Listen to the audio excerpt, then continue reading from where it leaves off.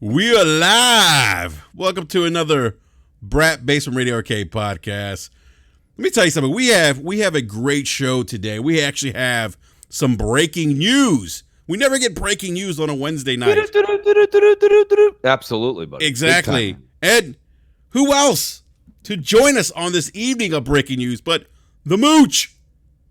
Buddy, outstanding night. And you know what's funny? We planned this 2 weeks ago. So the fact that this all happened and I get to be on the show tonight, exciting. A lot to say, lots of yelling, lots of passion tonight. Who's yelling? Me! I was yelling in the pre-show. You know what? It's like we were having like the podcast already on the pre-show. We were. I felt bad for B-Money. He's like, who's this guy yelling? It was, by the way, great. It was a great conversation, though. It obviously revolved around the big news of Rod Fergusson leaving Xbox Game Studios, the coalition. So we're going to talk about that.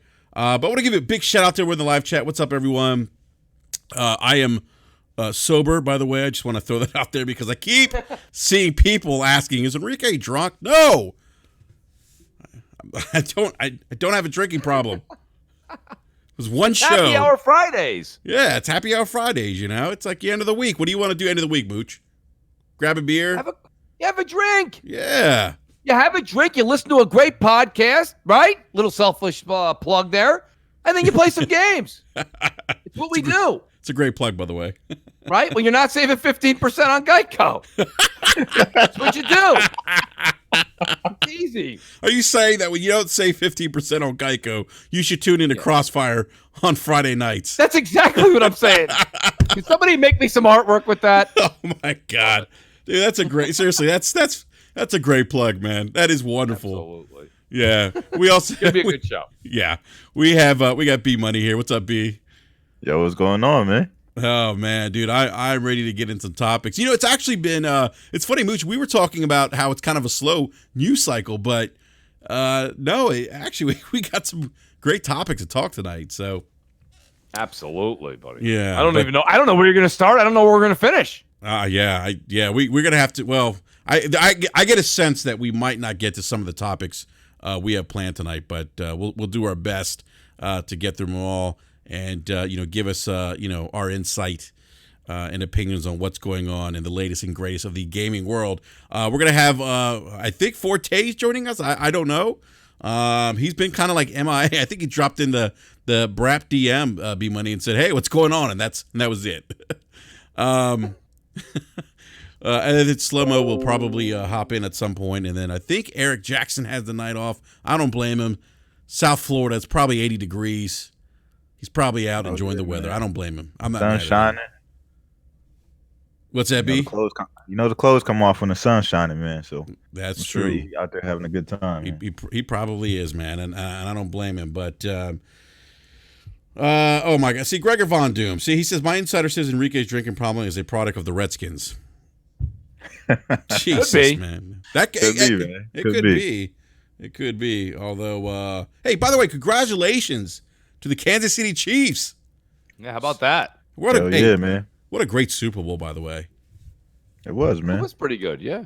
Yeah, I got to say. It was kind of like a great Sunday game. Yes. But and listen, I'm biased, guys, okay? But when you look back at when the Giants were there, those last-second heroics by the great Eli Manning, and right, and then you got a couple of those great Pittsburgh Steelers wins, right, with last-second throws, and those were just kind of like nail biters, right? Nobody even ate or drank anything for like the last 5 minutes. This was kind of like that great 4:00 football game that we see on Sunday, and everyone's like, "Did you tune in to see Did you see the Kansas City game at 4:00? Woo! That was a good game." Woo! That was kind of like the Super Bowl, right? It was a good game. I'm not sure it was I don't think it's. Let me put it this way. Tell me if you guys agree with me. Do you think like in 2 years, like no one's gonna be like, "Oh man, nothing compares to that Kansas City game"? Huh? No. I think this one. I literally think after next year, everyone kind of forgets this year. No, I would agree with that. I mean, like you mentioned that the great Eli Manning. I mean, I still remember that catch on the helmet. How do you not? I mean, come on. They beat the 15-0 Patriots. Listen, I went to a football party that night, Super Bowl party, and everyone's already wearing 19-0 T-shirts. They weren't even fans of the Patriots. They weren't. They just hated the Giants. Oh my God! What a victory for me! Oh, that Mooch, night, boys. you must have been smiling ear to ear, man. Let me tell you something. I'm going to have that night written down in history for me. When someone gives like that speech, you know, when you're just about in the grave, that'll be one of those speeches I'm going to give. I'm going to remember that night. Great. Great. Loved it. Oh my goodness, man, that is too Sports? funny. Who's talking sports on a gaming podcast? I know we kind of have to though because you know it's a big Super Bowl is kind of a big deal here in the U.S. So I don't think people will talk about the Super Bowl as much as they'll talk about the run. As far as Pat Mahomes being the the youngest kid to do it. Yeah, it's true. Youngest MVP. He came back like in every game. To get to the Super Bowl. Double-digit comeback in the Super Bowl. I think people will talk about that more than I agree. than the actual game. That shit was pretty impressive, man. Yeah, no, I agree with that, and I think this Super Bowl is going to be probably remembered too. Really, Andy Reid. This is his first Super Bowl win. The guy's been coaching for 21 years. I was happy to see that. The biggest, one of the winningest coaches in the league. That's right. That's right. Yeah, absolutely. Yeah. Yep, that's right, man. So, all right. So let's Forte actually just DM'd and said he's going to be here shortly. But I don't want to wait. I really want to get into kind of the. What do you think, guys? Should we wait for the rest of the crew, or should we just get into the Rod Fergusson thing? Oh, there's so much to discuss, Enrique. So it depends. You can start wherever you want, buddy. And we got Forte coming. Who else is Slow-mo? Slow-mo, yeah. Slow-mo should be here. Maybe we should hold off until. Yeah, because I know Slow-mo's definitely going to have a few words on this. Yes, Slow-mo is a man who's not shy to share his opinion on things.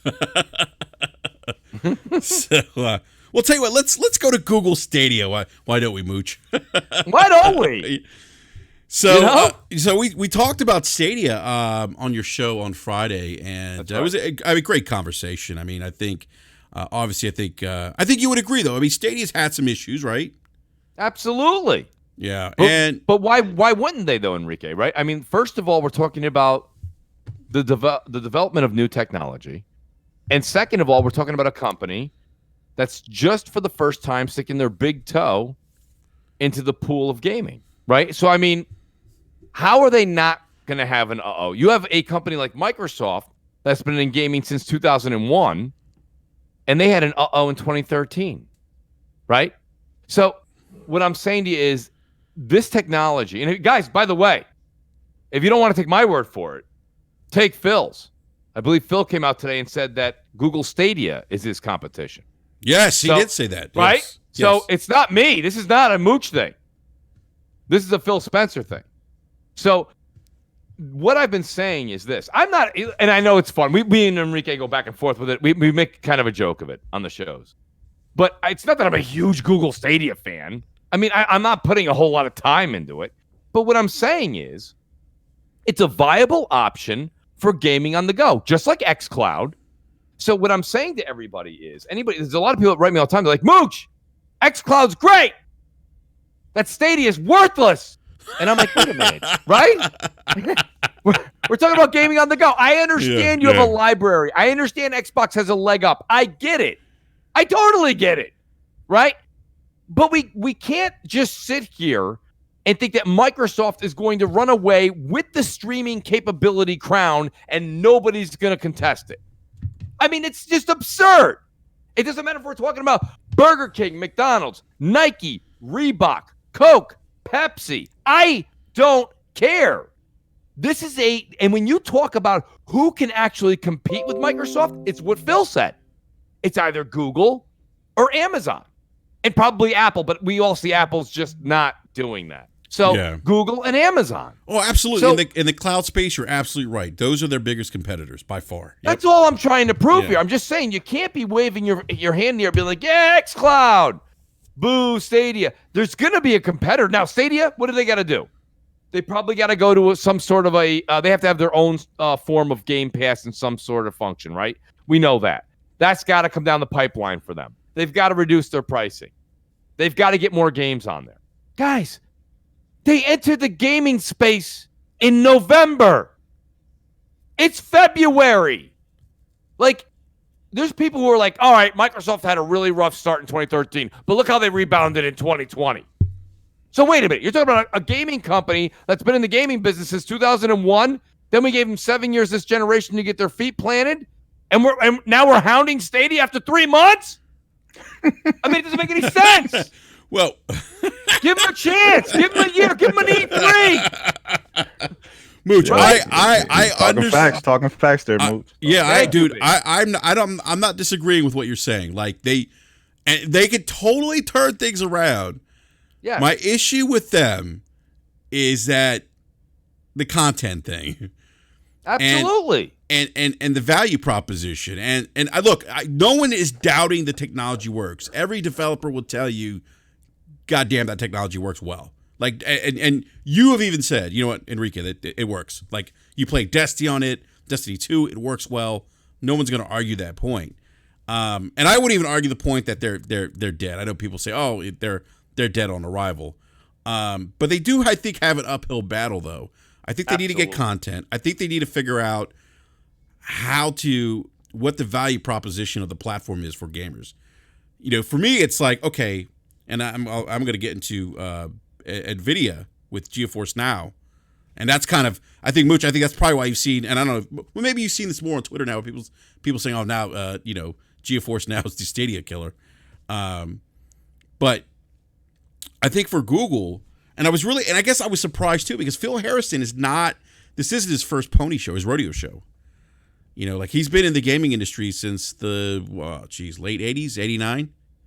Started with Sony, helped the PlayStation 1 get off the ground, helped build, the relationships that Sony has with developers.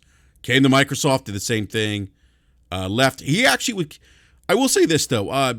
Apparently he's revered in the gaming industry.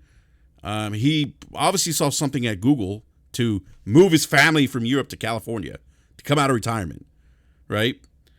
I guess I was just surprised with him being there. When I saw Phil Harrison, my inner Phil Harrison fanboy kicked in and was like, oh my God, Phil Harrison's on stage introducing Google Stadia. So I guess for me, maybe my expectation was a little bit... and there's people in the chat that are they're picking up what I'm putting down, Enrique, and they're hearing you, but they're not hearing it. It's not that Stadia is here to destroy PlayStation and Xbox. No, it's not. That's actually not what I think they even preach to their board of directors. I think they're just there as a viable source for gaming on the go. And there's going to be different outlets that are attracted to that. And they're going to have to get their model together. They don't have a good business model together yet. They're going to have to do something with a streaming service. Maybe they'll make a deal a lot like with what you're seeing with Nvidia, okay, with what they got launched. And they got problems too, guys. Everyone's like, oh, look, everyone's already excited about Amazon. Amazon hasn't even said they're in the race yet. Well, Screw Google. I'm going to Amazon. What are you doing with Amazon? I don't know, but I'm going there. All right, good for you. Like, what? Like, NVIDIA's having their issues. Google's got to get things straightened out. And I think before we worry more about them having a bigger library, I think they've got to get what you said there, Enrique, first thing you said, which was getting their payment plan and their structure down. That's not there yet. And the value proposition. I mean, I think that's the biggest, absolutely. That's one of the biggest hurdles for them. And, I just, for me, again, I'm not saying it's DOA, it's dead. I don't believe that until they come out and say, hey, we're throwing in the towel.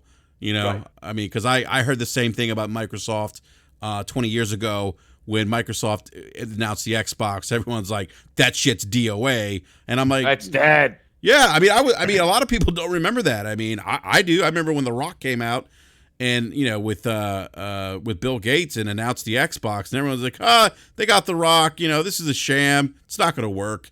It's got a hard drive in it. Who wants that? It's got an Ethernet port. Nobody has broadband. So I'm not saying it's DOA, but I do definitely think there's an uphill battle. And now that we have, and to your point, Mitch, I think you said, they're not here to replace, the PlayStation or the Xbox. It's just an option. But I think more so than an option, I think they're actually trying to be a disruptor in the gaming industry. And be kind of the first absolutely big platform when it comes to streaming. because they know Amazon's going to get in the game. They know Microsoft's going to get in the game. And to Phil Spencer's point, when you look at cloud, those are their main competitors, Amazon and Google. And I believe Amazon has the largest cloud infrastructure, if I'm not mistaken, globally. Most of your favorite games are hosted on AWS, and people don't even know that. Facts. Thank you for pointing that out, B Money. But now that we have Nvidia, which is looking to kind of disrupt the industry with streaming, Nvidia presents an interesting, I think, value proposition now. And the one thing that kind of really perked my ears about Nvidia was, and it's funny, Mooch, we always talk about the media and stuff. Is the media biased against Stadia? I mean, absolutely. I'm seeing articles. Nvidia's Play Anywhere GeForce Now service is finally here, and it demolishes Google Stadia. Well, this is PC world. I'm going to leave the biased media thing alone, Enrique, even though me and you have a blast with that. I know. Right? But realistically, what do you see the media always say? It doesn't matter if you like IGN, it doesn't matter who you like. It doesn't matter. They're all like, as long as we're all playing games and we all have games continuing to be developed for us gamers, this is a good thing. So here you are. You have Google comes into play. They bought that one company. They did they did that exclusive, what is it there? Guild? Yes, Guild, yep. Right? They're making games. They bought companies. They're putting money into gaming. They're providing a service that works. I can speak firsthand. And you sit there and you go, wait a minute, isn't this the same media that's like, good for gaming, good for us? You know what I mean? And all of a sudden, they're just like, out of nowhere, it's just like they hate, like Google didn't even, like you guys can say whatever you want and say, well, Google launched with problems. Absolutely. I agree with everything. So I'm not defending Google. I'm not.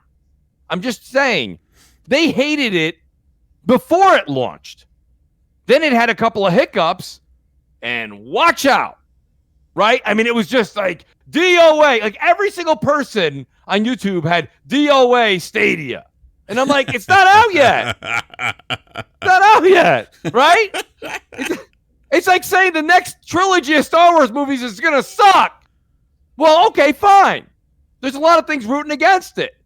But can you really say that?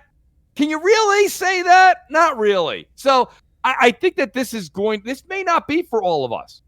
And Born Distracted says Mooch's topic is Mooch loves Google. Wrong. Born Distracted, listen to the show. First of all, it's a talk show. Who's yelling? Okay. The topic was Stadia. What do you want me to say? How about those Knicks? Let's go Mets. Oh my God. So I'm just saying we got to discuss what's happening here. And I don't understand. I think the tech is great. I think the longer it's in the wild, it's going to get better.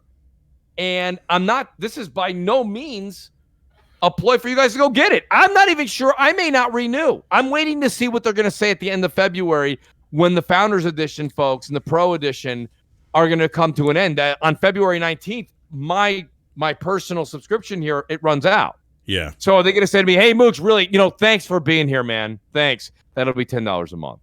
Right? Are they going to say that to me? Or are they going to say, much like Xbox Live or PS Plus, are they going to give me a full year of Stadia Pro for $60? Right? Yeah. What are we doing? What's happening? Mm-hmm. So I don't know. And that's going to be up to them to sell me on that. So no, I'm not sold on Stadia. I'm just saying that we've got to wait and see. They've been in the business for 3 or 4 months. Yeah. And everybody's already like, DOA. And I can't figure that out, but I'm excited. The great gaming Forte is here. You do realize that? Yes, yeah. The Forte has arrived. Forte, welcome to Brap, sir. What's up? How are you guys doing? We're doing well. What's up, Forte? It's good. It's great to see you, man. Yeah, I have family stuff, so. Dude, no worries, man. That comes first and foremost, So what is this Stadia love and hate I'm hearing? So we're tying this into Nvidia's GeForce Now. Obviously there's articles out there now, that are saying this is the Stadia killer. I just quoted the title of the article from PC World. Right. And look, I mean, GeForce Now presents an interesting Absolutely. I think as a competitor, because I mean the streaming space, it's a very again I'm going to use the word value proposition because that's how I view streaming service. Like, what's the value, to if I subscribe to this service for me, Enrique? Here's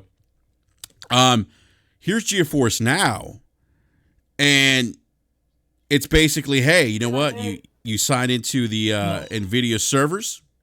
Nvidia's not selling you games. Instead, GeForce Now's tapping into your existing game library. That could be your library from Steam, Uplay, the Epic Game Store, Origins, and it lets you play on other devices. And apparently it works very well. I think somebody was saying they were playing, I don't know if it was Destiny 2 or I forget what it was. It was a game that was graphically intense, playing on an old piece of hardware, and it worked great. But this is a complete different type of service from what Google's offering. I guess I wonder, with something like this, I mean, is this something that could potentially be a blow to Google Stadia? Or is it, or could Stadia kind of ride this out with something like Nvidia's GeForce Now out, now out in the gaming world? I think they can, because Nvidia isn't going to promote this thing. It's not going to be marketed. It's going to be more of a word of mouth thing. So I just think overall, as long as Stadia keeps its nose clean, it doesn't keep, burying itself with just bad headlines of, zero engagement and nobody playing the games and no first party titles. If they can get that stuff under control, and on top of that, find a way to turn this into an actual subscription model where you don't have to buy the games and you can just either rent, or it has a way of tapping into some type of existing library that you already have, I think that would be the best thing. But until that moment happens, it's still up in the air. I mean, they got to worry about xCloud. They got to worry about, all those other. They still got to worry about PlayStation Now being a thing that's on PC. That's right. So until, I don't think GeForce is going to really make a dent in it, because the only reason we know about it is because a lot of people that we know personally play with the on the GeForce Now server. Outside of that, most people don't even know this is a thing. I'm so glad you said that for today, because Enrique was showing me all this stuff, and I started looking more and more into it, and I really kept a keen eye on it. Yeah, and I'm like, man, nobody knows this thing's even. Nobody knows it's a thing. And that's going to be the downfall. And honestly, that's always been, for the most part, anything Nvidia has done outside of graphics cards and GPUs and stuff is very niche to everything else. Like even Nvidia Shield, people really didn't even know that was a thing. So and that's not even really to your point about their marketing. I mean, that's not something that's marketed a lot either. I mean, they don't market that type. The only thing they market is GPUs. That's it. That's what Nvidia does. Well, and outside of that, that's why I think as long as Stadia or Google fixes some of the back end issues they need to, they don't have to worry about that. Now, if Nvidia starts marketing this thing and makes it a big push, who would actually use Google when you have your whole entire library across every launcher on your PC to have at your disposal to play your games? But I don't think Google's not trying to do. I don't think Nvidia really needs. I'm sorry, Slow-mo, real quick. Time out, man. I don't mean to interrupt you. I gotta pay the bill, sir. We have a $4.99 super chat from Cypher Poetic X Initiative. Thank you, sir. He says at the same time, Amazon has several developers already pumping games out. When their service peaks its head, it's reels beware. That is true. Amazon has been working on first-party games for some years now. It's been like their actual studios. Like no one knows what the games they are or what kind of games that they're making outside the one game that's called the New World that's supposed to be coming out on Steam in a couple of months. Outside of that, no one else really knows what those games are, but they have been working on games for years, first party games. So at least when they come out, even if they have the same format as Google, at least they will have exclusive content for that platform that you won't be able to get anywhere else. So if you are interested in those games, then you're going to have to actually buy in to whatever it is in order to get it. which is something I wish Google would have did that kind of had the forethought to do that first before launching, but it is what it is.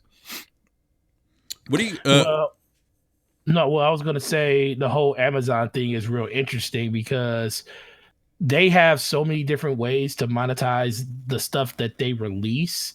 I can see that being a service that if you have Amazon Prime, it will be part of that subscription model because they should leverage Amazon Prime. The biggest thing about Amazon Prime is like, if you have Amazon Prime, we'll give you access to this service for free. But basically what they're saying is, we know if you get this 2-day free shipping, or depending on what state you live in, 1-day free shipping or the same day, you're going to order everything through Amazon. So we're going to make all the money on the back end from you, not just from the service itself. So they have probably the most interesting road that can be very beneficial, because as of right now, Amazon Prime is pretty much tied into almost everything that Amazon does with all of their incinerators that are underneath them. So here I'm just gonna throw a little. They can really leverage that with Twitch as well. So they already do wrench. leverage it with Just to throw a little wrench into that. Don't get me wrong. Everything Gaming Forte said, I completely agree with. I just want just a caveat or an asterisk. If you were to see what Forte said, and then you see the asterisks, and then you look down at the bottom of the page, it says all gamers already have Amazon Prime. So, like, my point being is, like, I mean, is that going to encourage more Prime? But we already have it. So that's like, hey, we're going to give it to you if you get Amazon Prime. Oh, you already have it. So my point being is, it's supposed to be an incentive for them to gain more Amazon Prime to make sense for what Gaming Forte was just saying. Most people already have that, especially gamers, right? You see all of us on Twitter, Grubhub and Uber, and I mean the gaming community is very tech savvy, so they're already in on that. So I mean, Amazon looking to make more money on that. I don't think they're going to get more off of that. I mean, maybe some, of course, the numbers will go up, but will it be drastic? Not really. Who do you know that doesn't have Amazon Prime? It's not even about just like you just said. I do agree with that, but who doesn't put gas in their car? Right? This is the thing. It really comes down to all those people. Right. There's one. All those people do have Amazon Prime. You're right, but they have other systems too. If it becomes a situation where you can get all that stuff under one streaming service, why would you have anything else? I think we're jumping the gun. Then they get I do agree with Mooch. I think we're jumping the gun. We don't really know what Amazon is doing. That's what I'm saying. This is what I'm saying. And even if they do leverage Amazon Prime somehow, we don't know how they're going to leverage it. It's not necessarily. I mean, we don't want to just automatically assume and say it's going to be free, right? Like, but it could very well be a discounted rate, like $10 if you don't have Amazon Prime per month, $5 if you do have it per month. I think that's probably this is what I said before Slow Mo and Gaming Forte got in here. And Slow Mo, I appreciate that. And by the way, Forte, you're giving some great insight and some great hypothesis, if you will. But what I'm trying to say here is, this was my point. What Forte just said. Like, there's people on Twitter right now, they're like, screw Google, I'm going to Amazon. We don't even know what Amazon's doing. Right? And it's like, okay. And here you have Phil. Like, I've been saying, like, these things. I'm just saying, if there's a space for streaming, and if there's an xCloud, and there's an Amazon, then there's a Google. And if you don't believe me, take Phil's word for it. Phil said it's Amazon and Google. That's his competition. I didn't say that. So that's all I'm saying. And Gaming Forte gave some great ideas and some great things, that the platforms that Amazon can use to leverage themselves. But as Slow-Mo just said, and I just said, we're jumping the gun here. People are already taking Amazon's side over Google, and Amazon hasn't showed us anything. Yeah, they showed one game. Yeah, I want to go. Yeah, guys, I want to go back it. to, I think earlier, B. I think B Money, you were trying to chime in with something. Go ahead, B. What were you trying to say earlier, man? No, I was just saying, just from the start, as far as the Stadia stuff, I always felt that, that they weren't ready. You know what I mean? I feel like if they were kind of pressured to kind of, put Stadia out there a little bit earlier than they wanted to, because all the other companies were releasing their content as far as the streaming stuff. So I think 2019 was like a big year for everybody coming out, and saying that they're doing stream, and it kind of forced Google to step out there a little bit early. I think if they would have waited like a year and kind of got things under wraps, established their first party studios, and then signed some exclusive content, I think they would have been better off. I mean, if you just look at what like the Epic Game Store did, you know what I mean? Like Epic came out of nowhere and just said like, yo, we're putting up a storefront and this is all the shit that we're going to do. And within a year, they started accomplishing a lot of the goals that they set off before the store actually went up. So there's two things to it though, B-Money. And the thing is this. So here's the thing. You have to look at what we're saying here. Epic Game Store kind of attacked it from the other side of the coin. They didn't go after the consumer. They went after the developers.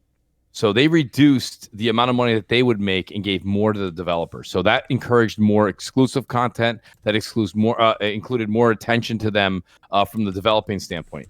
The other thing about waiting longer, drew consumers. It's all a strategy to get. Well, yeah, exclusives, right? Exclusives draw consumers. Absolutely, B-Money. I'm with you. But then when you say they should have waited longer, here's the thing. And I put Slow-Mo on the spot on Crossfire a few weeks back, and I was like, Slow-Mo, you know all about this. You're a software engineer. And he's like, Mooch, take it easy. Stop giving me titles. Right? Slow-Mo, I put you on the spot. But, I mean, I think that the point I'm trying to say here is that Google needed to release itself. Should they have labeled it different? I don't think they should have waited. I think they should have labeled it as a paid beta. Okay, that's what they should have labeled it. But they need to have this kind of technology out there in the wild because the more people use it, that's the more that they can fine-tune it. Waiting and testing it in a lab does nothing for you. You've got to test this out there. You need to have as many people on this to make sure this thing runs as smoothly as possible on your servers. So my point being here is that Epic Game Store, yes, love what they did. Epic Game Store proves that exclusives matter, okay? And if nobody believes that, just take a look at that. That'll really prove that to you.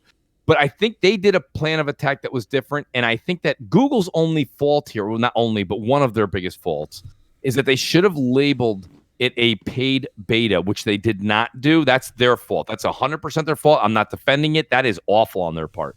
But getting it out there as soon as possible and letting people use it so that they can make the service better. You wait a year, okay, when they have about 120, 140 games, according to them, and this service has that kind of time to get refined. And I won't put words in Slow-Mo's mouth at all. I'll just speak for myself. The tech works, and it's only going to get better. Is it flawless? No. Is it good? Yes. And will it get better? Absolutely.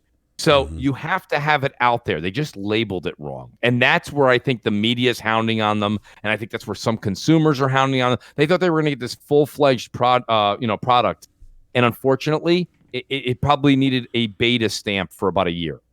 You know, I can echo some of the things that Mooch is saying. It does work. I've played it about 3 times since I got the Buddy Pass, and I didn't have a lot of issues. What's up? Yeah, I gotta do another super chat, man. All right, go ahead. Give me a second, man. Cypher Poetic X Initiative again with the $2 super chat. Thank you, sir. Says I have Spotify. They gave me Hulu. I think that's comments in regards to Amazon bundling like a Prime with their gaming service. So Slimmo, go ahead. I've seen a lot of that lately, like bundling. If you get one service, you get like a free like 3 or 4 months for another service. Because I think Discord did that with did they? Discord. Yeah, Discord Nitro. If you did Discord Nitro, you could get Game Pass for like 3 months, or if you do Game Pass, you would get Discord Nitro and something else for like 2 or 3 months. It was something weird like that. But it's premium Spotify. Right. Yeah, it's a lot of that going on right now. But I mean, Slow-Mo, I wasn't an Amazon Prime subscriber until they said if you subscribe to Prime, you get the Washington Post, and I said, you know what, I'm going to do it. So, you do? Yeah. That makes sense because Bezos owns the Post. Man, I need to link that up because I be getting mad. Like I be trying to walk, read the Post link, and they be like, you've hit your limit for the month. One view for the month. Yeah. It's like, all right, I need to. Thanks for that. I need to sign up because I be trying to walk. I be trying to read the Washington Post, man. I'm not doing paper. Forget that. Who reads paper now? I'm not 80. I still read. Who reads? Right, exactly. People don't read. They go to YouTube. They go to YouTube now.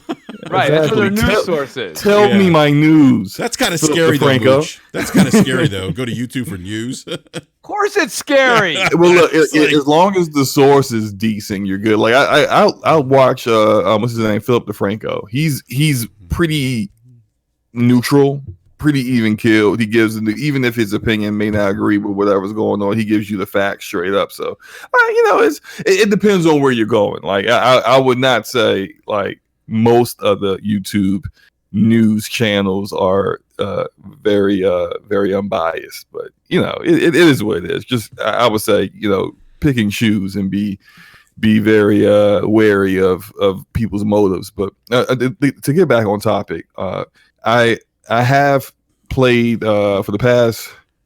Moose, you gave me the Buddy Pass like 2 weeks ago? I think it was a little bit more than that, maybe 3 now. It might be 3, but I've played it about 3 times, and I played it, and I've also played xCloud as well. xCloud in my job is not the greatest experience right now because, one, I'm also using data. I'm using T-Mobile 4G LTE, and at my job, T-Mobile they used to be great at my job. I don't know what happened. Someone moved a satellite or something. I don't know what's going on. Someone saw you playing xCloud at work. That's what happened, Slow-Mo. I mean, look, it's my lunch break. I can do what I want, but something happened with coverage and with T-Mobile in my area because, man, it's decent for doing everything else, like watching a YouTube video, gaming. Nah. So I felt like I was playing drunk in the Crucible and Destiny. But now the difference with Stadia is that with Stadia, it's all Wi-Fi. So it's not like I can't use mobile with it right now, which is fine. It's like if you can't do it on mobile, not yet. Then don't do it on mobile. Like That's don't. Right. So I've done it on my home computer and I've done it on my phone through Wi-Fi, and it was on the best experience. It was on my home computer, yet it still wasn't as good as say playing Destiny on my Xbox One X, which is fine because that's that you should expect that this is cloud based. That is actual installed software on my physical hardware right in front of me, which is like it's all about expectations. Now, all that said, my criticisms for Stadia still remain pretty much the same, but like my criticisms were never about the technology, like that shit don't work, like I've never been like that. But my deal has always been content and Google's their how they have positioned it and how they have marketed it to the gaming community. There are a lot of people that don't really know what Stadia is trying to be. They don't really know if Stadia is going to be like a secondary thing that you just do when you're out and about, or are they trying to make this like your main platform or what? Like people don't really know. And so it's kind of difficult to like people have basically put their own label on it. Oh, I know what you're trying to do and I don't like it. That's it. Like I think to Mooch's point about labeling it a beta, they should have did that, but I think it shouldn't have been a paid beta. If you don't do paid beta, like xCloud is right exactly, now. You can't do a paid beta when your competition is doing a unpaid beta. Like it's and they have way more games than you because they already have a foundation in gaming and all of these games they already have available. Like you can't say, I want you to pay me money for you to access this, but I only have anywhere near as many games as the other guy. Like you're already giving yourself an L without even trying at that point. I think it should have been an unpaid beta, and I think they should have had a better understanding of what the gaming industry is like before putting all this work into it. Because if they really, and I mean, I know Phil Harrison is there, but damn it, Phil, what are you doing? If you really understand what you need to do to be a successful platform, I mean, honestly, Xbox would not be here without Halo. That was an exclusive game, a first-party game. You got to have a draw. Slobo, you're saying exclusives actually matter? Yes, they do. Believe it or not, exclusives matter. Even in 2020, exclusives still matter. And so, like, they don't have that killer app. They don't have that killer that, man, you know what? I don't really like Google. I hate Google, but that game looked fire. I got to sign up for this. Like, you can completely forget all people's biases. I don't like cloud gaming. I don't like this. I don't like that. That controller like trash. All that stuff goes out the window if the game is fire. That's true. I agree 100% with what Slow-Mo's saying. So it's like Apex Legends or some shit like that. Oh hell yeah! Set them on the map, then everything would be different. Yeah, and Mooch, we talked about this months ago. Like, and you thought they would do something different in regards to building their platform, like straight up doing what a lot more of what Epic is doing with the Epic Game Store, with just straight up buying exclusives, even if it's time for 6 months, dropping 10 million on the dev's head and say, "Give me your game." Exactly. Like, they should have did a lot more of that, and they also should have done a lot more what Microsoft did when they had a first party issue. We need more first party devs. Okay, let's just go create 2 studios and purchase 8 more. Here's Google the thing, has that kind of money. They have that money, and let's not think that they are not discussing that. The problem is right now you're in the middle of content wars, right? So you've got everybody and then some. I think Enrique was spotted trying to buy a developing team last week, and he got the money for it. Yeah. Let's be honest, guys. There's only so much talent out there, and if you don't believe me, look at the XFL, right? We can make an NFL. We can go against them. We can do this. We can do. No, you couldn't though, because there's only so much talent out there. And you got Microsoft and Sony already owned a chunk before they started the content wars. And now you've got Sony buying Insomniac. You got Microsoft buying almost every AA team that's even decent. Everybody. Like developers don't just come out of the woodwork. So Google's trying. But like, what kind of splash do they need to do? Do they need to buy Rocksteady? Do they need to buy Rockstar? Do they need to, like, where do you go with this? And it's like everybody's got a price. Well, everybody's got a price, and that's what I'm saying. For a few, like I don't think you could buy CD Projekt Red. I don't think that's the thing, Slimmo. These studios they have to want to be bought too. That's the other thing. I always hear people saying. That's true. You know, I always hear people say Microsoft's a $1 trillion company; they can buy anyone. But yeah, they got to want to be bought. When you're Google and you have a certain reputation for not really being all in on your new endeavors, I can understand some developers like, I don't know about this. Like, I'm not trying to worked really hard to get this company off the ground, and I don't really want to sell out to you and then you decide you don't want to do this in 2 years. If it was someone that really has that kind of inclination about what you're going to do with your platform, there is a dollar amount to make that go away. Guaranteed. There are very few developers out here that would just be like, I'm never selling. Everybody has a price. Everybody got a price. I've been saying that for the last week. Everybody keeps saying that about these companies. I'm like, dude, people who they say, oh, they can't buy it. I say, dude, if the money is right, they will sell the company. I mean, yeah, that's true, Forte. Yeah. And if you have to overpay. Look, you're getting into a new industry. You're gonna have to spend some money. You're gonna have to overpay for some of these developers. So be it.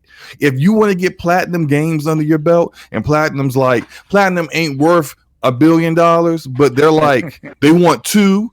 All right, we'll give you 3. Shut up and get down, and you with us. Like, that's what you got to do to make sure you get the games that you need. Bottom line is you need to get these games. Well, irrelevant. Some people thought Minecraft paying $2 billion for an IP that was that old at the time was crazy, and look at it now. But Relevant Native goes. People are dropping facts, and Mooch is like, yeah, this is what I've been saying this, and like that this is. It's nice to hear somebody else saying it. So I'm like, yes. Thank God. But because you want to write podcasts, sir. You know that. Yeah, exactly. That's correct. Yeah, yes. we try to be sensible here. We don't say things like exclusives don't matter in 2020. It's interesting because this kind of all ties into what Phil Spencer said about Google and Amazon, saying that's really Microsoft's competition for the future.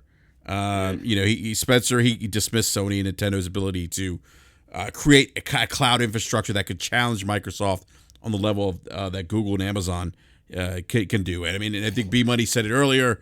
Amazon, what'd you say? A lot of games run on AWS. That's right. Yeah, people don't know that. So Okay, so this might be an unpopular opinion, but god damn it, I'm not finished yet, Forte. I'm not finished yet. And I'm gonna say it regardless. Give it to us, Forte. So, Give it to us. I saw a tweet from Paul Tassi. Okay. My man Paul Tassi. I saw his tweet where he's talking. I already know where you're going with this. For a couple of people. So he's talking about how Xbox is, kind of scared because that's why they say they don't want to release those numbers. But guess what? You might think I'm going to be against this man on this, but he's kind of right in a certain extent, because this is what I feel. I do believe Phil Spencer says Amazon and Google is their biggest competitor, because they really can't compete with Nintendo and Sony when it comes to the thing that they compete in the most, which is hardware sold. Forte. When it comes, listen. When it comes to hardware, these are facts. When it comes to hardware, they cannot compete with Nintendo and Sony. And the things that Nintendo and Sony are very, very aggressive with is the amount of systems they sell. Nintendo less so, because they do care about the attachment rate of their games to their system because of their first party. But Sony, they really, truly care about how many systems are out there in the ecosystem more than anybody else, where Microsoft doesn't care about that at all. They care about services, which the other two companies they say they're going up against care about the most. So I didn't lambast the thing that he said, because he's kind of right in that regard. But I don't agree. That's not the reason why they don't release numbers. Me personally, people keep saying that they want Microsoft to come out and say how many people are in Game Pass and stuff like that. Me personally, I feel like they need to keep their damn mouth shut on that whole situation, because the moment you start giving numbers out is the moment that everybody's going to be like, oh, now you want to release numbers because you're doing well. Me personally, who cares what the number is? But they're eventually going to release those numbers. They're eventually going to release. I don't think they're going. I just want them to keep it the same. Forte, it's always been. No, I don't think that's going to happen. I don't care if they release numbers, because I don't care about the number of how many. All I care about. They already don't keep it the same. Like in every earnings report, they say something different. Right. They're already changing things up. They always say something different. But they never give you the actual number, though. That's the thing I'm talking about. You just get engagement numbers, but you don't get the actual number of how many people are in the service.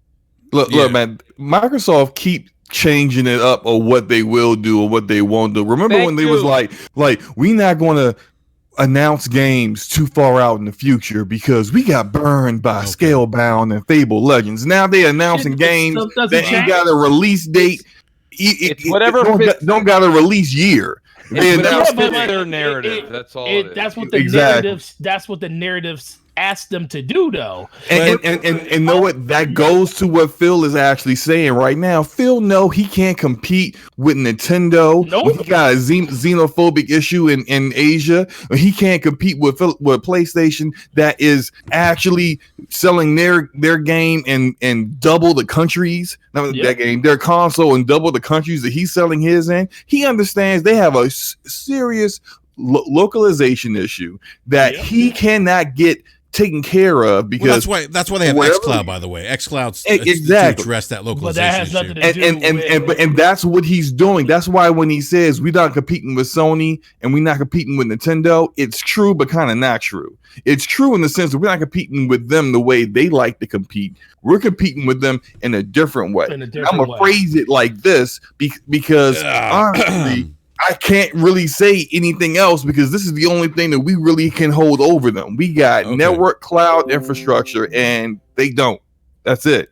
But, so go ahead. I was gonna say, like, I get that, and we've had this conversation a million times about the reporting numbers and them changing it.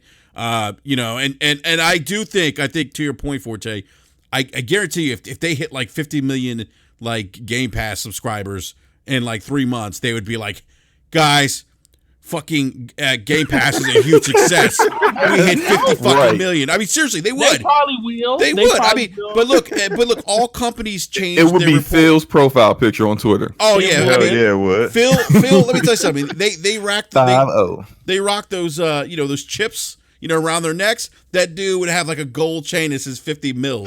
I mean, seriously. Look, man, they can get the same information, just like they said Xbox Live members or Game Pass members have doubled since the last What does that quarter. mean? 1 plus 1 But no, equals 2. who cares? Thank But you. that's the 2 thing. plus That's 2 the equals thing. 4. It That don't doesn't- mean shit.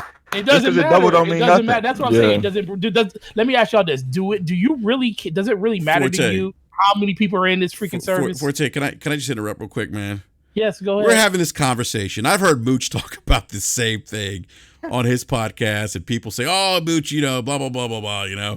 Mooch, I imagine you right now leaning back in a leather-bound chair, sipping a little bit of whiskey, saying, "You know what? Yeah, These using the guys Kermit get emote. Getting the Kermit emote. Let's go. Absolutely. I think we've got to talk about that for a second. It's something that I'll definitely bring up again on Friday. But Enrique, I'll be honest with you. The idea that you have, it's what B Money just said.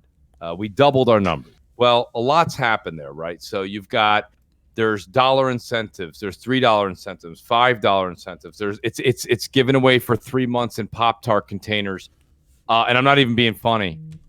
That's where so Game Pass is being given away just like the smiley stickers when you walk into Walmart, right? So it is what it is. So of course I would expect that number. But the thing about it that's interesting is when you looked at the Q2 results that came out for Microsoft, you saw that their services and that percentage of revenue was down. So if you're telling me the numbers doubled, but in services you made less in Xbox, what does that tell you? Now, and I pose that question to Forte, not because it's Forte, but I'm saying, Forte, you made a great point in saying that was what Satya said. So Satya comes out and says, we've doubled. Okay, let me put it this way. Let's put it in layman's terms. Mm-hmm. So you have a pizzeria, right? And it costs you $1 to make a slice of pizza, just using easy numbers here. And it's like, well, we had 1,000 people in our pizzeria last month, and this month we have 2,000 people. But you're like, yeah, but Mooch, you took your slicing and you reduced it down to 50 cents. Okay, so are we making more money? No, we're not.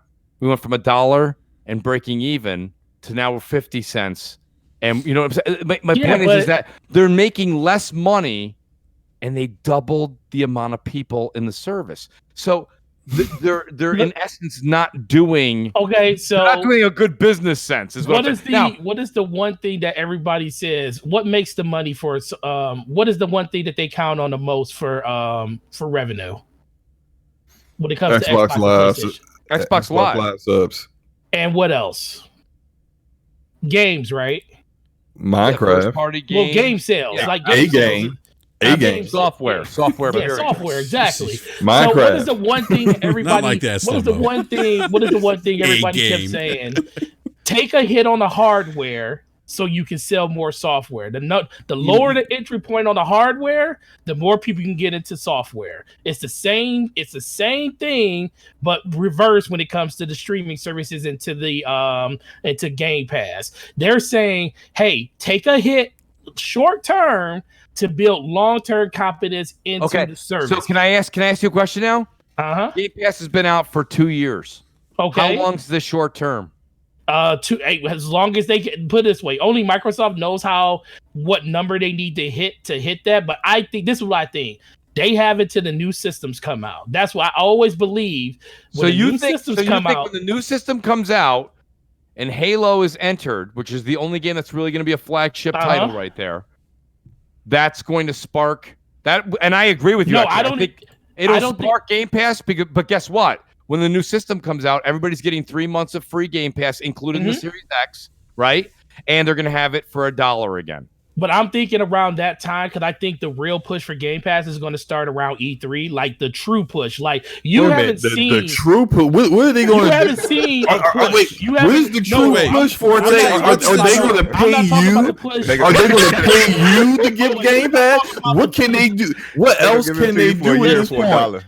When do you see anything about Game Pass outside of the internet? They're going to show up. They're going to break into your home, put a gun to your head, and be like, subscribe now. The only thing that's the true they can do is make you click on it. That's the only thing they can do is have Larry Herb come to your house and be like, click on it, God damn it!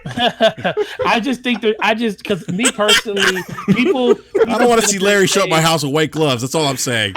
I just Yeah, think anyone all showing he's up not at your house with he white doesn't gloves. like touching people, so he's not It's- going to bother you. I'm No. just saying, with a person like me that, Don't that touch me! literally sees all this stuff every day, I don't see. He's gonna have a goon grab you. He's like, Yeah. grab him. Hey, you guys, real quick, Forte.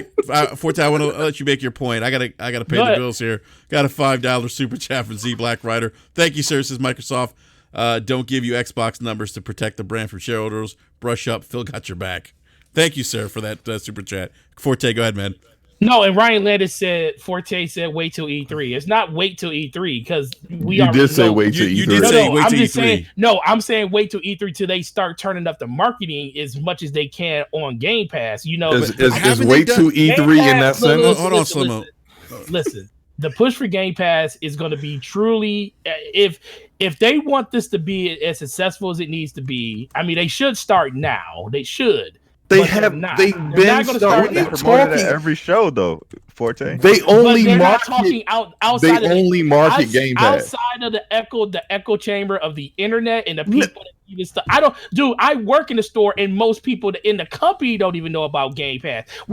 I watch TV shows and I see Okay. commercials for Game Pass. How often do you see that? I mean, like as often as I see any video game commercial, pretty often. I don't think Slow-Mo sits there with the counter. It's like I'm not counting it. I'm like, Okay. there's one. Hold on, let me. I'm not doing Look, that, but I see it enough. Look, I'm just saying that I think they're going to make a even more bigger push towards the third and fourth quarter of this year. And the biggest thing is you're going to see that's when they're going to start really Forte. gauging what the sign up of Forte, Game Pass is with these new systems. Can I just try to bring something to the forefront? And I understand that it's hard because everybody in the world is just like facts. Okay. Same Think energy. about it, right? Bring that energy. Well, I'm trying to bring it. And the thing I'm trying to explain to you is that in order for a subscription-based service to work, you need the casuals. You need everybody. That's what makes this work. When you have a $75 million game like Gears 5, and you probably have a $200 million game like Halo Infinite, okay, you can't have this thing going for $1 or free for too long. So, and not to mention all the other all the other deals they have in there that are $6 million to have all these big games. You think Final Fantasy 15, you think Wolfenstein, okay, Youngblood is free. You think these are free? No. So my point being is this. The issue right now is you've got the hardcore. And anybody that's listening, I don't know how many people from BRAP listen to Crossfire, so I want to speak to the BRAP chat real quick. We are all hardcore. I understand that you love Game Pass. Game Pass is great. I got it. I get it. Okay. But the problem is that you can push it as hard as you want. And Slow-Mo, even though he's seen some commercials, I've seen some, not nearly as many as he's mentioning. Okay. The casual's not buying in on it. The casual buys, that's fine. You don't have to believe me, but the casual's buying NBA 2K, they're buying Madden, they're buying Call of Duty. That's what they buy, period. And they're playing Fortnite for free. Okay, they're playing Apex for free. So they don't need that. And the problem is I know this is hard for the hardcore to understand. They're like, Mooks, you get your money back the second time you buy a game from Xbox. I got it. Okay, I'm not talking about us. I'm not talking about the people listening to BRAP. I'm not talking about people listening to Crossfire. We all are hardcore. We all have it because it makes dollars and cents. But the casual market is not going to buy in on another $10 subscription service when everything else they're doing is a monthly bill. It's become saturated. And they don't feel that the games that they love, NBA 2K, Madden, okay, and COD, Call of Duty, they're not in there. That's not their game of choice. So the problem here is Game Pass is trying to be the next Disney Plus. But Disney Plus has everybody from the person and the family that goes to Disney World every single year because they're Disneyites, right? They love it. They love Disney to death. To the people who are just like, you know what? Maybe I like to watch a Marvel movie every once and again. They've got everybody. And that's the problem here with Game Pass. Is Game Pass is banking on the fact of putting these. Think about this for a second. I'm going to put another layer on top of it, Forte. Do you think the casual knows about Final Fantasy 15? Do you think they know what Wolfenstein Youngblood is? Do you think that they know what Goose Game is? Untitled Goose Game? They don't know what this is, and they don't care. And that's the problem here. It doesn't matter how much they advertise it. People are not willing to put $10 for Game Pass or $14.99 for Ultimate Game Pass onto their monthly subscription-based finances that they already have. And this in lies the problem. And that's why you're seeing the Q2 after 2 years. And Game Pass has been amazing lately. Okay. Hear me out, everybody. It has been amazing lately. And it's going, and the revenue in services is down. So you can't tell me wait until September when the new $600 box comes out that it's going to spike. It'll get a short spike because Halo Infinite will be offered for $1 and it'll be given away for 3 months with all new purchases. So all those people that go and buy, okay, the 3 million, 4 million that go out there and buy the Series X, the numbers are going to spike. And everyone's going, Mooch, you were wrong. I told you. And then all of a sudden, Xbox won't mention numbers again after that for a while. Like they haven't recently. They won't mention numbers because you know why they won't mention numbers? Because they're not doing well in that category. When Xbox does well, they brag. That's the other thing. There's no consistency. We're not going to talk numbers unless we're doing well. Okay? Now they're not doing well. They don't talk numbers. When Halo Infinite comes out and they've given away Game Pass for $1 or for free in the box, oh my God. We saw 7 million people stop by Halo Infinite the first weekend of Series X's release. And everyone's like, Mooch, you're wrong. I told you. And then 3 months later, not a word from Game Pass again. And this has been the trend. Up and down. We've seen it year after year here. It's 2 years. And like I said, Game Pass is better and revenue's down. So this is the problem, Forte. It's not that we, and I know a lot of people, right there, Xbox, I don't agree with you. Xbox, you don't have to agree with me. But when I'm saying it holds water, I'm not saying it's right. I'm not saying I'm right. I'm saying the hypothesis holds water. And that's all I'm asking. Yeah, here's like Mooch isn't wrong, but this is what Microsoft is gambling on, and so what they're doing, and to real briefly, I just want to get into the whole casual thing for a second. We as hardcore gamers look at the games in Game Pass, and we was like, well, we own all these already, but we're looking into what we get it for is because every now and again the game that came out 3 months ago shows up in Game Pass already, or the first party games like Ori that's coming out in a few weeks. That's what we got Game Pass for. Plus we got it for $1 for like now into 2024. So anyway, but the casual, we look at the casual and you're like, you don't even play all these games that we play, but those games are quality. Like they got the entire Gears franchise in there. They got all these other, they got like all the Tomb Raider games in there. It's all these good games. They're a little bit older, but all these good games that you should be playing. But the casual gamer don't care about that. They care about Madden, FIFA, 2K, and Call of Duty. All those games in there, I don't care then. That's all they care about. They may care about Minecraft and Fortnite, but only Minecraft is in there. So they're not really like, they don't see the value that we see. And I know this is very anecdotal, but I've talked to some of my very casual gaming friends. They're like, yo, you need to get Game Pass for real. You got this Xbox. You keep asking me what I should be playing. I'm like, just get Game Pass and just choose something that's in there. It's good for you. And he's just like, how much is that? $10 a month. Psh, I ain't spending $10 a month and I don't even know what I'm spending it on. I'm like it's that that's not my job, right? I'm not going to market this for Microsoft. They got to figure out how to get the casual gamer to sign on for that. Real quick, I just want to just chime in regarding the revenue numbers by Microsoft. They noted the Xbox content services revenue also decreased by 11%.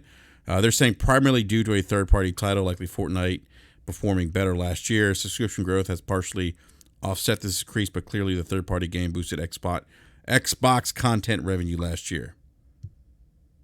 Yeah, Apex Legends, stuff like that, where people are buying packs and things like that. That's where that revenue comes from. Yeah. But so with Fortnite's kind of taking a little bit of a dip right now. So if they're including gaming content with services revenue, then we don't know how much of that. What is that 11%? Like, how much of that is reflective of maybe it's easy. Game Pass? Well, here's the thing though, in FC Violent, much respect to you, buddy. I'm not saying I'm right. You have to listen to what I'm saying. I'm just trying to use some logic here. If you're telling me you've got double the customers, but your revenue was down in that category, I'm not asking you to believe me. I'm asking you, what does that mean?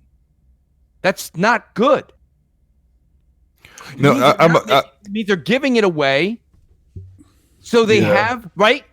They are. They're giving it away. So I'm not but saying here's I'm right. I'm just saying there's a light at the end of the tunnel with that, because if you guys know who J-Main is, J-Main from Press Start, and shout out to the Press Start Press Start podcast. I was on their podcast 2 weeks ago. J-Main's talking about how he tried to get in on that 50 cent a day deal. I think that's what it was. 5 cents a day. Yeah, like 5 cents a day deal, right? So he tried to get in on that, but he already did the $1 for 1 month, or like $3 for 3 months, or whatever. Yeah.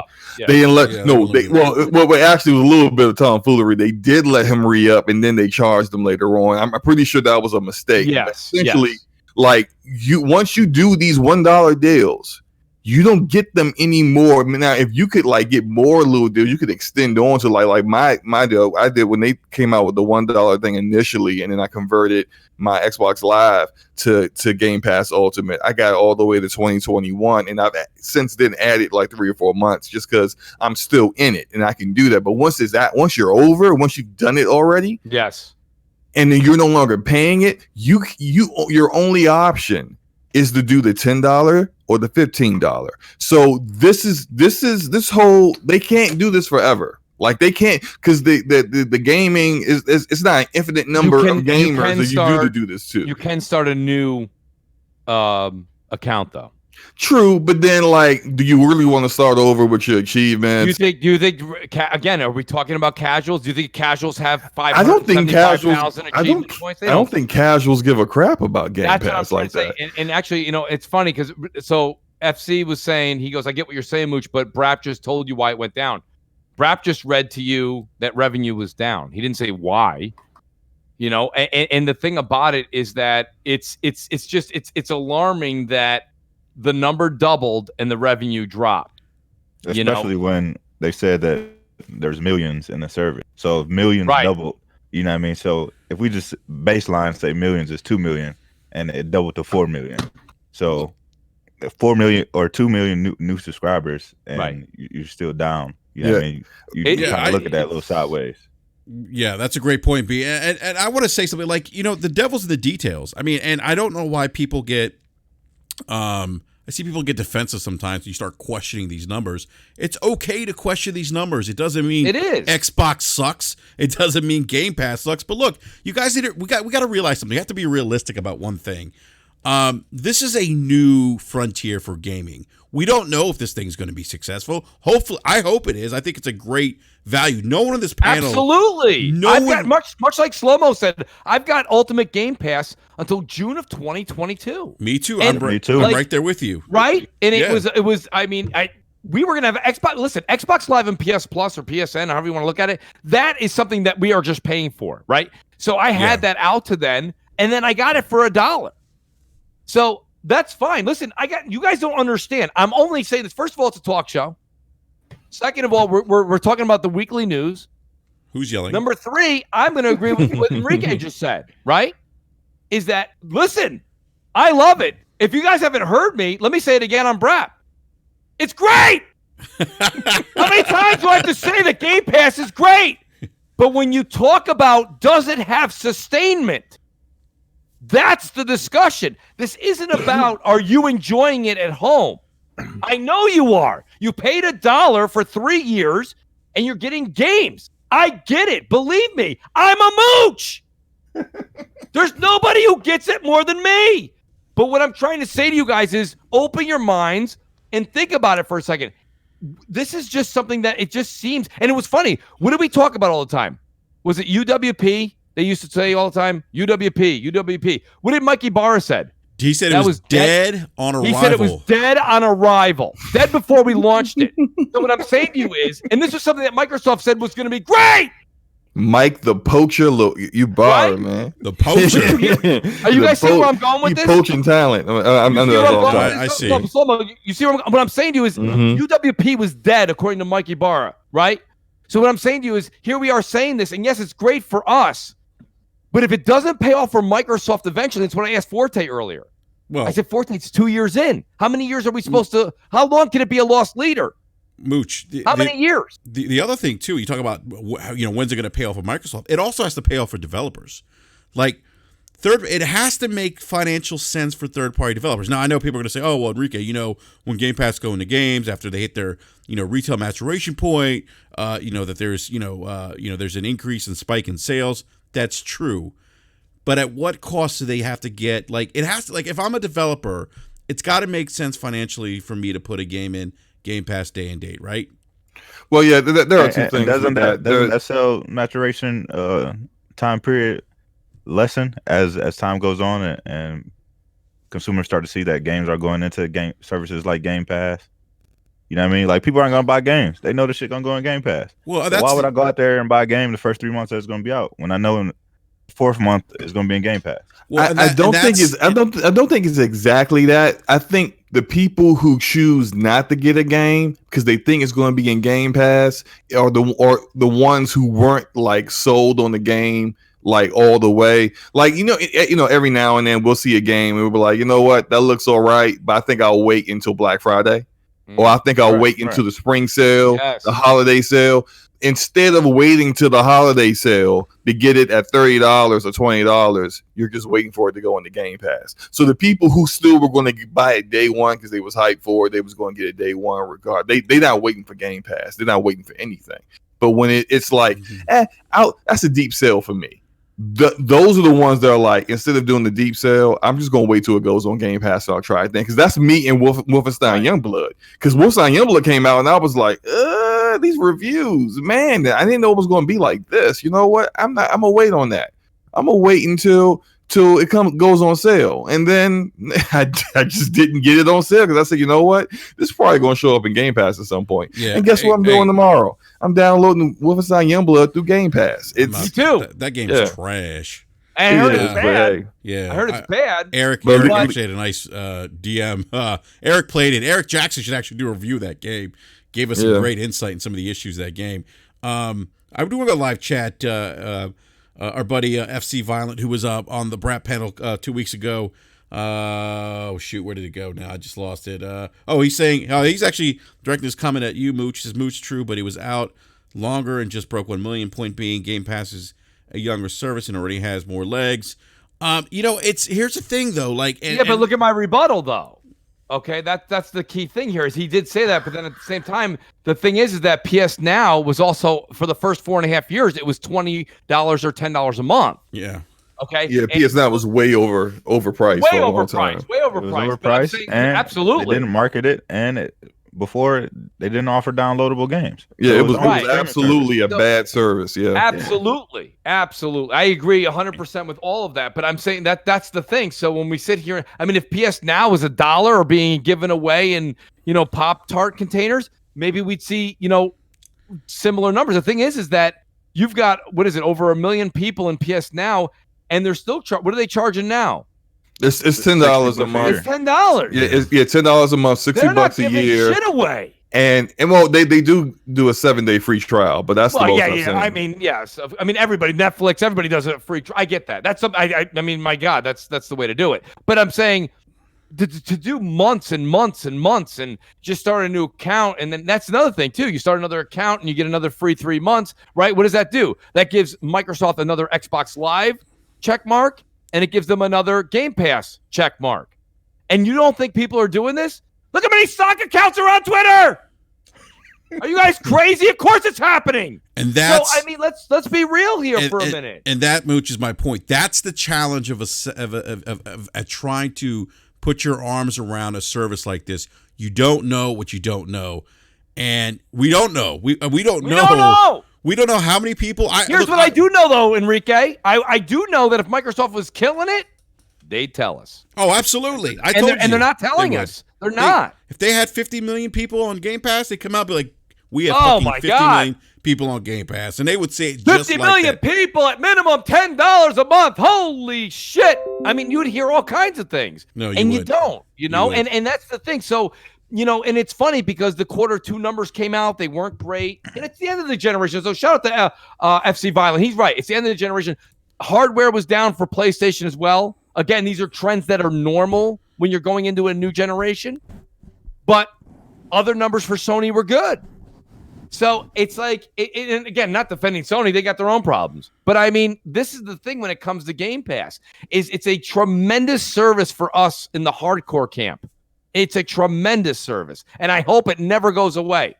I seriously mean that with my whole intent as a gamer since the early days of the mooch. Okay, but my point being is that how long can it be sustained if we don't start to encompass the casuals? And that's where you guys have to take a step back from how great it is for your wallet and take a look at it. Is it making dollars and cents for Microsoft? Again, I'll say this much to FC and to say with Slow-Mo and Enrique, we don't know. Yeah, and we don't. And to your point, Mooch, and I want to transition to what's probably going to be our last topic, but I will say this. You mentioned they got to grab the casual. They have to expand their reach, because that service only works when you have a massive amount of subscribers into the system. And if you don't believe me, you can ask. I think it was MoviePass who had a subscription service, and they're going belly up now because they couldn't get enough people into that service. So on that note, I do want to go to another topic. And I think you mentioned his name earlier. I think it was you, Mooch. Or maybe Slow-Mo, the poacher, a.k.a. Mike Ibarra, has struck again. Mike Ibarra has struck again, and I'm sure everyone knows about this news now, and it's really cool because we don't get like late-breaking news on Brap typically, right? It just doesn't happen on a Wednesday night. But I do want to go to the Rod Fergusson leaving the coalition. Rod, 4 hours ago, tweeted out, I've been working on Gears of War for over 15 years, and since then it has been the joy of my life, but now it's time for a new adventure. And I think, Mooch, what you said, within a minute after that tweet, he announces, starting in March, I will join Blizzard to oversee Diablo franchise, which, by the way, Diablo needs some help. So thank God that Rod Fergusson is going to be supervising Diablo. He is going to be overseeing Diablo franchise. Jumping out of what's the phrase? Jumping out of the frying pan into the fire, because like Diablo fans are really they his neck for real. Yeah, I love Diablo, and that's a tough crowd. Yeah, that's a very tough crowd. They may be tougher than Gears fans, so he needs to be on his P's and Q's with this one, because if they don't get what they want, it's going to be pretty bad. It's going to be a whole lot of is this a out of season April Fool's jokes? What's going on? Mike, He's gonna be having nightmares about BlizzCon. Mike, what do you mean I got to cosplay? I don't want to dress up as an elf. What the hell? I need to sign up for this. So he says, leaving is bittersweet as I love our Gears family, the fans, and everyone at the Coalition and Xbox. Thank you. It has been an honor and a privilege to work with you all. That is per Mr. Rod Fergusson, who has been poached by the poacher himself, Mike Ibarra. So Mooch, we were having, me, you, and B-Money were having a pretty interesting conversation about Mike, really, Mike leaving first, right? That was big. Now we have Rod Fergusson, who I believe really saved the Gears franchise. I mean, Judgment was just god-awful. This is another tough one, Enrique. And I mean, I know a lot of people want to just call it another Tuesday. They want to call it another Tuesday, and that's fine. I understand. We see all kinds of things. We saw Sean Layden leave. We've seen other people. We've seen, what's the gentleman's name? Is it Hausler over at Rockstar? Dan Hauser. Yeah, Hauser just left this week too. Yep. So people leave, but the thing about it is that I think Forte said it really well. He's like, Xbox has got a great amount of momentum going for them. They've got a huge fall coming up in this holiday season, and a lot of people will go, Mooch, you can't make a big deal about Rod Fergusson and Mike Ibarra when Sean Layden left. And this is what we were talking about pre-show, guys. So hear me out and tell me what you think about this. Shinzea says, Hauser's a bigger deal. Hear me out, Shinzea, real quick. The thing about it is that Mike Ibarra was a pillar of Xbox. And if you don't believe me, just go back and take a look. Rod Fergusson didn't just come in and revitalize after Cliffy B left the Gears franchise, but you can see how close his inner workings and his communication was with Phil Spencer.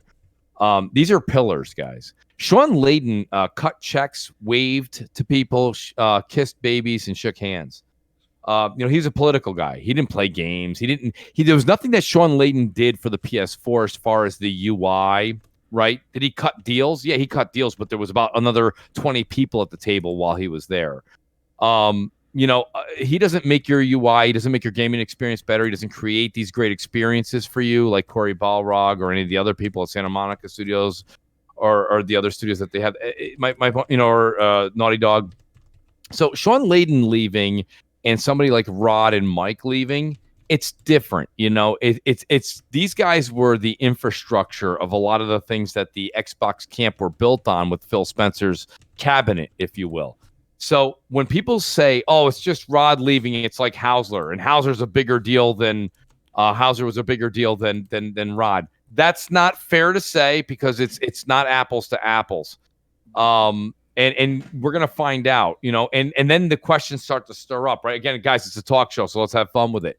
Did Rod leave because it was more money? I don't think so. Did Rod leave because maybe he didn't have true direction on Gears 5 and that was the way that the company wanted to go? Maybe. Did he leave because he was being forced to work on Gears Pop and he didn't want to work on a mobile game, tactical game that ended up being a console and a PC game? Maybe. So all these questions kind of come into play. And the other thing I'll just say is this before we hear the other panel, because I'm really interested to hear what the guys got to say, is that when Hauser left, right, it's just he left. And maybe he's going on his own venture. Maybe he's spending time with his family. Maybe he's got a deal in the works. Who knows what's going on? What I find ironically different is that as Rod Fergusson left the coalition, before the ink was dry on his 2-week notice, he's already announced he's going to Blizzard. So this wasn't just I'm going to take some time off, see where you remember when LeBron left Cleveland the first time? Oh, the drama, the cameras, where's he going? They had an event, right? He pondered it. He thought about it. He deliberated. He visited multiple cities. Rod did none of that. Rod left on Monday, and on Tuesday, he signed with Blizzard. So my point being, right? So my point being is, recruited or whatever it is, to leave something that was, in air quotes, a beloved franchise and a beloved company and an unbelievable staff in the Xbox leadership crew, to leave in 24 hours. I'm embellishing slightly. That's something, isn't it? It's something to just money leave. Speaks. Well, it could very well be money, but I don't know with Rod. I think if Rod said, "Listen, this is what Blizzard's offering me," I think Microsoft would have been like, "We'll match that and add 10%."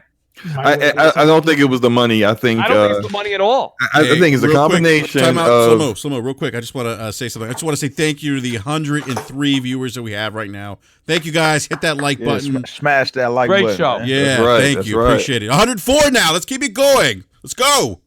All right, now I'm yelling. Go ahead. I think it's a combination of two things. I think it's a combination of, he said it in his initial tweet that he's been working on Gears for 15 years. I'm sorry, I love Gears. I love Halo. I love a lot of these games. I couldn't work on the same game or the same franchise, the same characters, the same weapons, the same everything for over 15 years. At some point, sometimes people just want to change. So you want to do it gets just too much. You want something different. I think it's a combination that who is now heading up things with Blizzard now. I think Mike Ybarra recruited him, and I would say, hey Mike, I have a suggestion for you of some other people that you could poach from Microsoft. Miss Shannon Loftus. She's hold on. Can I finish? McDonald's should be the only company that poaches her, and it should be flipping hamburgers. Let me get my argument out. Shannon Loftus would be great for Overwatch. She likes colorful characters. She don't like any blood. There's no blood in Overwatch. They super woke over there with the Overwatch community. They would love Shannon. We can get her out of Xbox Game Studios. She's not really a good fit there. I think that would be great.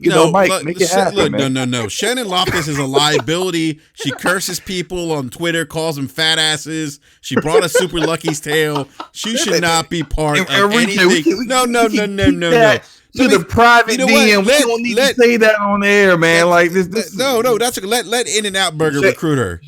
Shannon is a lovely woman, and I'm sure she is like a great asset to whoever picks her up. Everyone in the live chat, boo this man right now. FC Violence says, Shannon Loftus, mute this man's mic, and everyone boo Slow-Mo right now.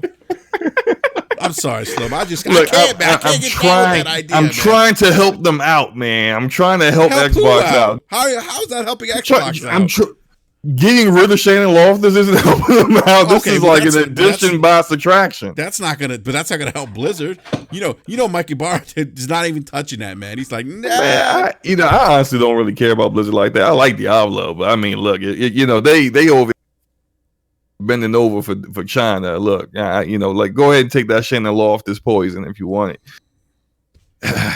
Anyway, I'm sorry. Like to get back to the topic, I do think Rod really just wanted to change the pace. And I think at some point you get tired of making the same game over and over and over again. I mean, that's a possibility. I gotta pay the bills real quick here, Slow-Mo. Another $2 super chat from Sovereign Kagito says Rod left because of Gay Pass. Maybe there's philosophical differences. You never know, right? Who knows? But B Money, I want to get your thoughts on this, man. Yeah, I mean, kind of like Slow-Mo was saying, we were talking before the show started, and I just feel like it's a combination of a lot of things, and I think one of the main things is the fact that he's been working on the franchise for so long, and I felt like when he came back to Xbox and they changed the studio name from Black Tusk to the Coalition, that just locked them into always making Gears games, and I thought that was a big mistake. I mean, I feel like they let all these other developers kind of work on whatever games that they want to, and 343 and Coalition and Turn 10 have been making Forza and fucking Gears and Halo for forever. So yeah, it would have been nice for them to stick with a Black Tusk name or whatever and just make different games. You can make Gears, and Gears would still be a pillar franchise, of Microsoft, but they could have made something else. They could have done what Guerrilla did, with why can't I think of the game? But you know what I'm talking about. What Guerrilla did. What B speaking to, in essence, if you don't believe what B Money's saying, is what Corey Balrog came out and said a few weeks ago.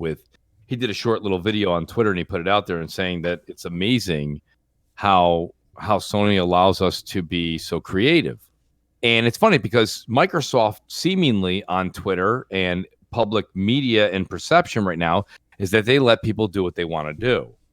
Maybe that's not the case. I mean, you have Corey Balrog that's not working with Santa Monica right now. He's going to be heading and helping somebody else out. You've got Neil Druckmann, who didn't want to do an Uncharted. And let me be honest with you, whether you guys are tired of Uncharted or not, it sells like gangbusters. And he got the okay from Sony to go ahead and take his team and go and do The Last of Us, which ended up being an unbelievable uber success. So you've got this creative freedom. And then you also have the Guerrilla Games, right? They did Killzone, which I couldn't stand. I couldn't stand Killzone. They go and they make Horizon Zero Dawn, which guess what? That's not my cup of tea either. But Horizon Zero Dawn it's a good game. I don't care I don't care for it myself personally, but I think it's a great looking game. The mechanics they flow, and it's got a beloved protagonist. So, I mean, my point being here in short is that if that's the case, what B Money saying in Slow-Mo, which we don't know. Again, I'm going to sound like a lot of the people in the chat. We don't know that. There was a lot of rumors that the Coalition was going to be able to venture off and do something else on the side. And they still might. They still might. And they still might. But that's why I'm not really holding tight to he left because he was going to get stuck doing Gears again. He could have taken that and went anywhere. He had that kind of relationship with Phil, where he could sit down and tell him, I want to do something different. I really think that, Mikey Barra, I do. I think that, when it comes down to it, Mikey Barra left. When Mike left, Mike's also been very critical of Xbox on Twitter. You guys know that. I don't have to reiterate it. And now you have Rod that just leaves, and he didn't leave and ponder. He left and signed with another company immediately. And Mike left and signed with the company immediately. And when you see that kind of happen with people that are like extremely invested into the Xbox leadership program, like they were, it's you guys got again, just take a step back, take a breather for a second and go, wow, that is interesting to see them leave like that. Like, look at Sean Layden. You know what Sean Layden's doing? Nothing. No, right? He's doing something. It involves laying in a beach somewhere. yeah, exactly. He's having a Mai Tai, right? And he's literally covering himself in sand. He's like, look, just my head's above. Look, it's just my head's above. But you know, but it is a very different exit for both of them. We have Rod was able to say his piece, you know, say thank yous to the fans, to the team he worked with, to Microsoft, yada yada yada. Mm-hmm. We got a very short announcement from Sony. Yeah, Sean Layden ain't here no more. Sean Layden doesn't impact your experience. But we also got to wonder, like, if that was Sean's choice. You know what I mean? Because that's right, he still tweets. He still gets on Twitter, talks about PlayStation. He tweets at PlayStation. You know what I mean? Companies like he still has a friendly relationship with them. Mike got rid of. He wasn't right afterwards. It was like a good couple weeks before he started tweeting again. Mike got rid of Xbox Quick. He got rid of Xbox Quick immediately. He changed it to Quick. He reached out to Twitch. He reached out to Twitter. And got rid of the Xbox thing. He wiped Xbox off of his name faster than I've ever seen anybody do that. And Rod jumped ship within literally, if you look at the tweets, and I'm joking here, but it's about 5 minutes. He was like, "Oh my God, I miss it. It's unbelievable. Gears has been so amazing to me. Thank you to the fans. Thank you to everybody." Like 5 minutes later, he tweets out, "I'll see you guys at Blizzard. Love you, let's go." I mean, Mooch, it was basically like him saying, "I'm taking my talents to South Beach." I mean, yes, like I was not. I think I sent the guys. I think you maybe sent me the tweet, the DM, Mooch, and then I sent the guys the DM too. Oh, by the way, I got to pay the bills. I just saw this. Big shout Z Black. Hey, Slomo, how about you read Z Black Rider's super chat? Oh my God. Okay. This is is that $2? What is C? That's what Canadian. Is Canadian. Okay. $2 Canadian from Z Black Rider. Y'all angry because J Love got a bigger PP. I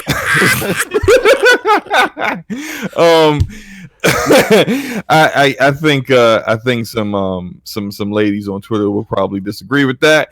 I don't know because I haven't seen any of them things. I'm gonna move on. But then we got another $2 super chat from iDizzy81. What's up, iDizzy? Why can't Larry Herb leave and take his damn gloves with him? I second that. I think Mike Ybarra need to recruit him after Shannon. They need to bring Larry in. Larry can completely change around their image. You know, he have him preside over BlizzCon. He come out with the white gloves. You know, like have him. You know, I don't know. They would kick his ass at BlizzCon. Yeah. That dude would get an ass whip. If he showed up with those white gloves, he's getting knocked the fuck out. Them gloves would be red for the night over.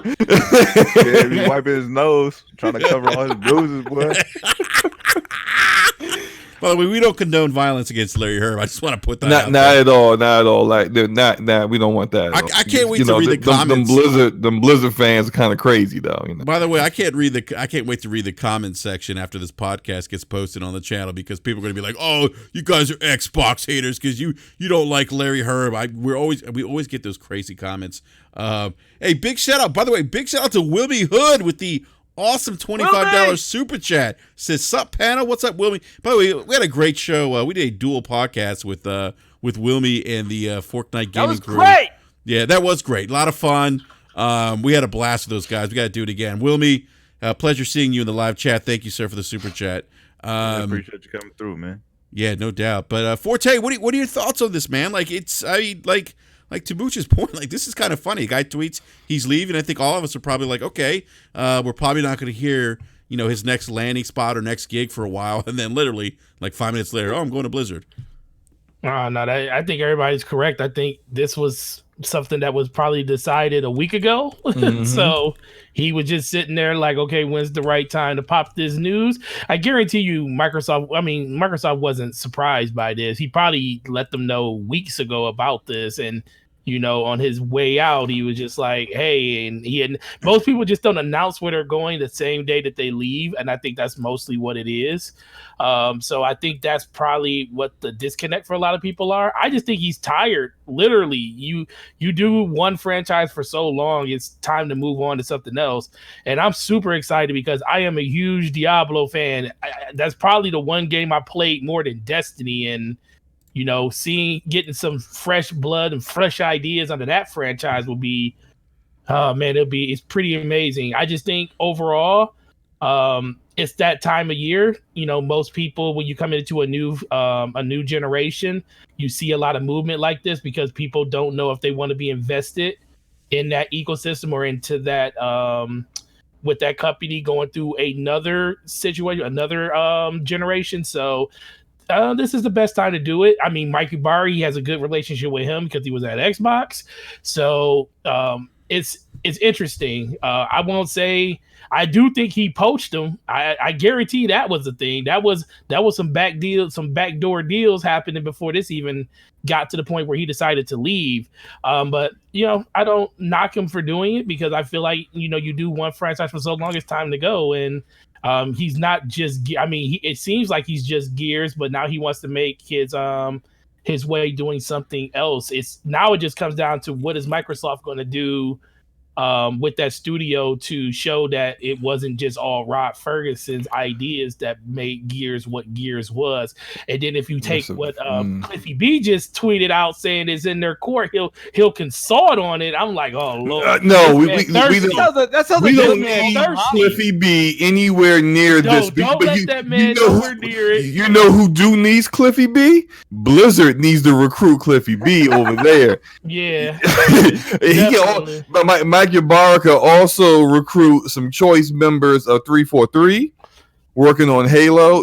Some of those guys are really, really quality, like even though they apparently don't even like Halo when they got hired. So like take them, just get them on out of here, and you can work on something over there. But part of me thinks the whole identity of these developers or these when it comes to 343, Turn 10, and Coalition, I don't want to believe that that's all they're doing, because I mean, when you name a studio after the franchise they're making, you kind of pigeonhole that studio into making that game. At least from the outside looking in, that's what it looks like.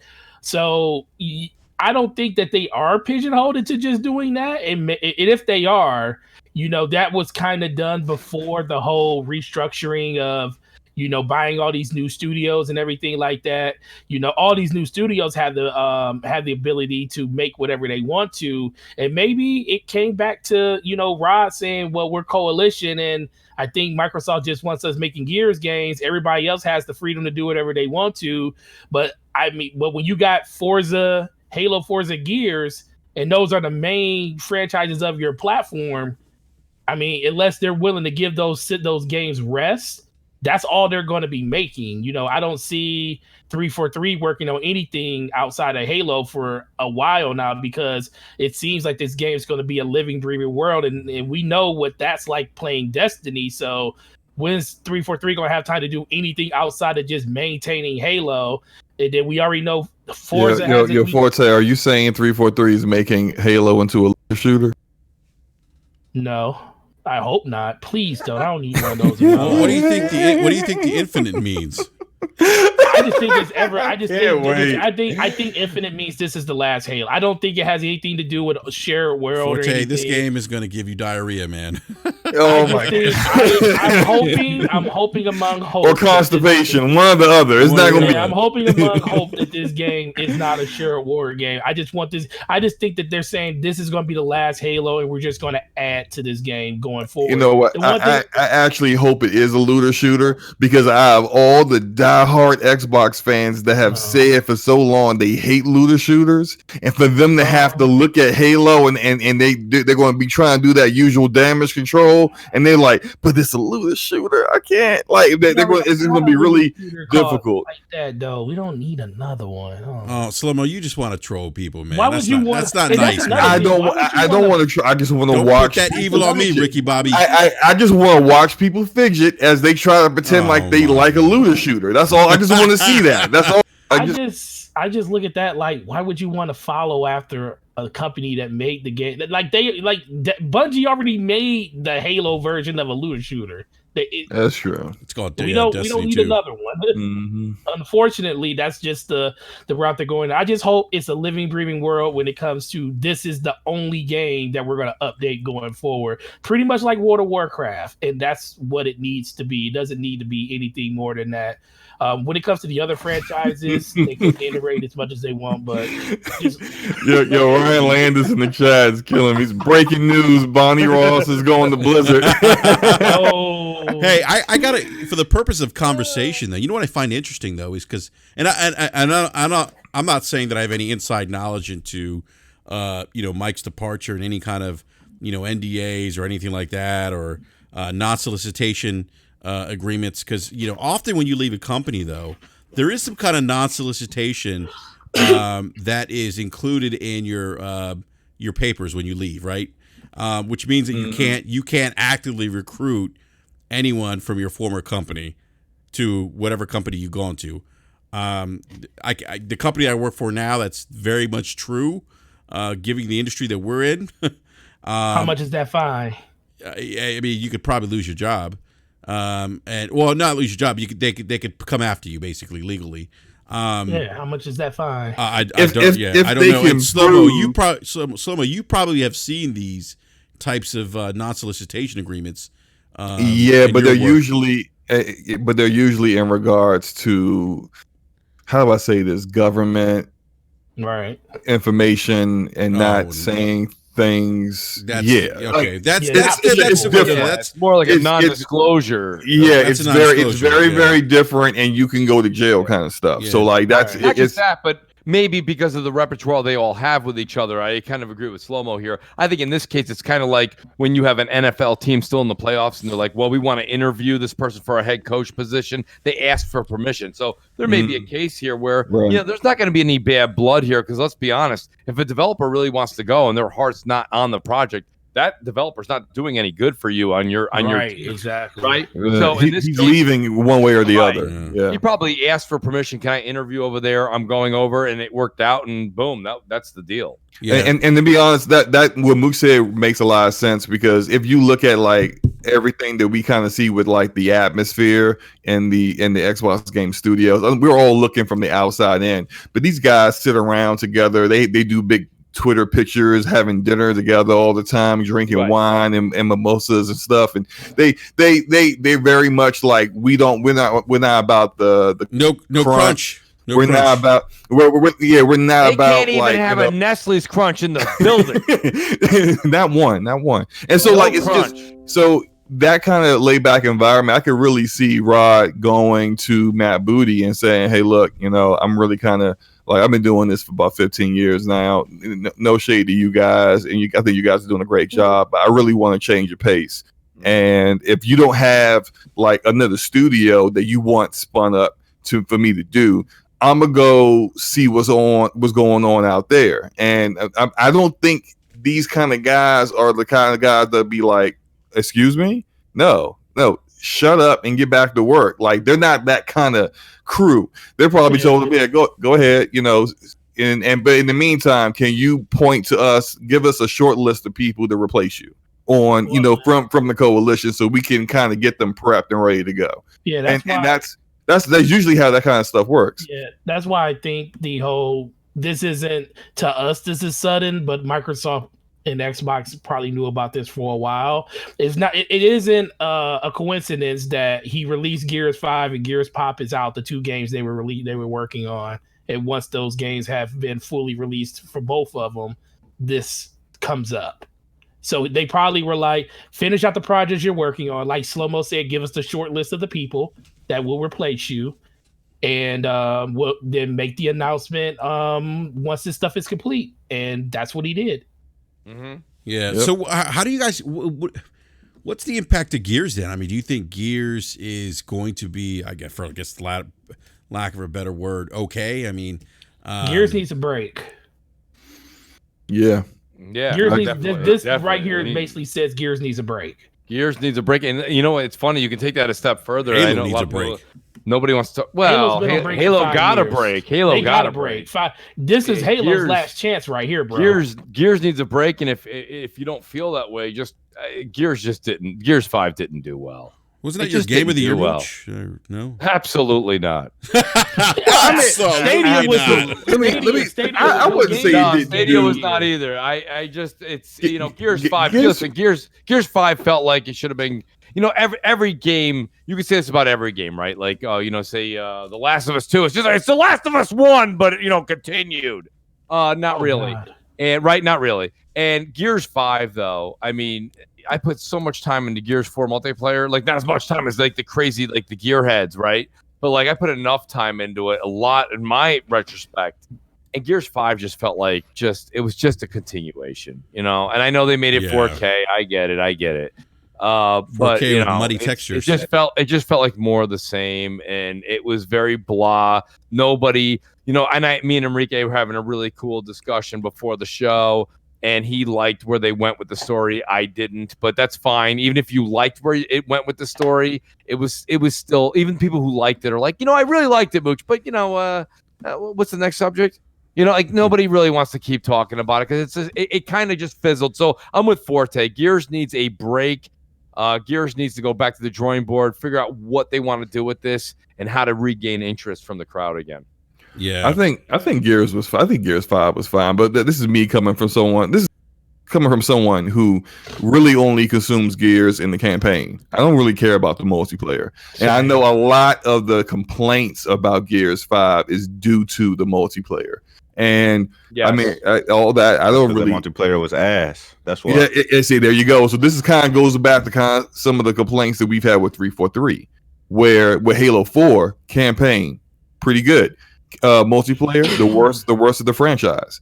Then Halo 5 campaign, worst of the franchise. Multiplayer, pretty damn good. Like it's like for these studios that were homegrown to just do specifically this particular IP, they seem to not be able to put it all together like the previous studios who used to handle these games. And I mean, I think Gears 5 is better overall than Halo Guardians was. But again, that's me really enjoying the campaign and not really caring too much about the multiplayer. They need to figure this out, and they need to figure out how to, when it comes to the multiplayer, satisfy the hardcore Gears player, and yet at the same time, not let it be just a curb stomping to the casual player. It's like it seems like they tried to help the casual player out, but ended up just pissing off the hardcore. And so, yeah, maybe that needs to be good for them. A change in leadership. Maybe the next person up, on that short list will have some ideas that are really going to work. Who knows? I think a change is not necessarily necessary, but I think this could be good. It could be good for them. It's welcome. Necessary. Yeah, it's necessary just for the fact that they need to do something else between these games. They gotta.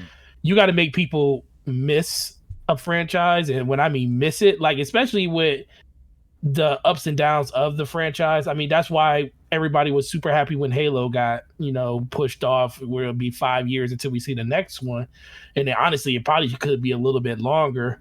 But these games just, when you just keep putting them on a repeat and then recycle and at a certain point, it's like, people always say that feeling, like that Gears feeling, you'll never get rid of the feeling of running around with a Nasher and putting people down.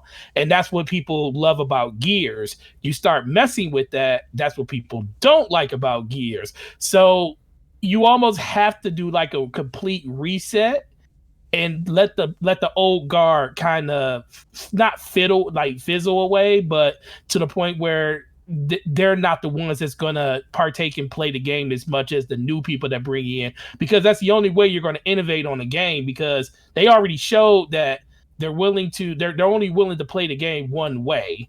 And as long as that side of the community is the loudest, you're never going to really get any type of new features or anything, new developments inside of the Gears franchise, because everything to this point has kind of been done already in that franchise. Very well said, sir. Very well said. Yeah, I'm really I wonder if they'll even embark on another new IP from the coalition. They need to. Yeah, I think that's. Yes, I would do. like to see something. I think. I think from a production value standpoint, I thought Gears was like the game that really felt like a big AAA title from Microsoft. I think it's their best AAA game this generation.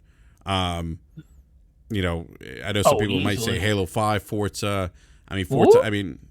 Forza Horizon 4. Forza Horizon 3. 4, yeah. Three, yeah. actually. But I would say Gears 5. I thought just from a production value standpoint was some of their best work this generation. So yeah, I would like them to keep it the same with the campaign for the next game. Maybe expand a little bit, maybe do a little bit more with the open world aspects, not have it be so jarring going from Act 1 into Act 2, and it's just like bam, and now it's an open world. I kind of felt like some of those side quests were very short and shallow experiences. I understand they were kind of dipping their toe into the water when it comes to that, but now that you've done that, expand on it. Make some of those side missions a little bit more fleshed out. Maybe give them multiple you steps. trying to make the game way longer than it needs to be. Some of those story missions were like all that stuff is optional. All that stuff is optional. You don't have to do it. You can just do the straight campaign, and it be your typical Gears experience, or you can do all that extra stuff if you care about that, and it could be additional 5 to 7 hours. I feel you on that, but all I remember is the one time me and Enrique and Mooch played on PC. Shout out to Jack because he's a beast.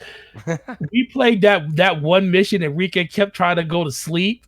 And I came in halfway through that mission, and we played 2 hours in that one chapter of that. I remember that. Yeah, I was like, dude, this thing is not over yet. The reason those things probably were shallow, because they have this whole formula where we got to have Act 1, Act 2, Chapter 3 of I Act think 2. when we finished that act, though, I got an achievement, and it was called "Are we there yet?" I was sitting there like, dude. I was like, what is it? Like I said, it's them sticking to this whole Act 1, Chapter 2, Act 3, Act 4. It's like, listen, dude, just give me a regular freaking game without extending it through 5 different acts and 4 chapters in each one. The game came out. That's where you get your experience from. 2.5 years after Gears 4, you can see that. Personally, I think it was something that was rushed so that they could have another IP out there because it was so dry. And it is what it is. Like, it just felt rushed, the whole thing. And it's like, it's like we fell in love with the beloved Marcus. And it was like, okay, right. Gears 4 came out, and they're like, we're passing the baton to James. And it was like, okay, let's get behind James. And then at the end of 4, it's like, we're passing it to Kate. And everybody was like, who's Kate? Right? And it's like, and don't get me wrong, Enrique's like, I genuinely liked it. And I said, that's fine. I thought it was okay. But it's like, it's the reason I gave this example. Did you guys see the latest Rambo movie? I mean, Stallone couldn't stand up. No. Like, he couldn't even stand up on his own. I don't remember Rambo in that light. That's why wrong movie, Stallone, wrong movie. But people went and they saw Rambo because it was Stallone. Even though the guy couldn't even fight anymore. He couldn't even shave. So he couldn't even shave. Dude couldn't even shave or tie his shoes.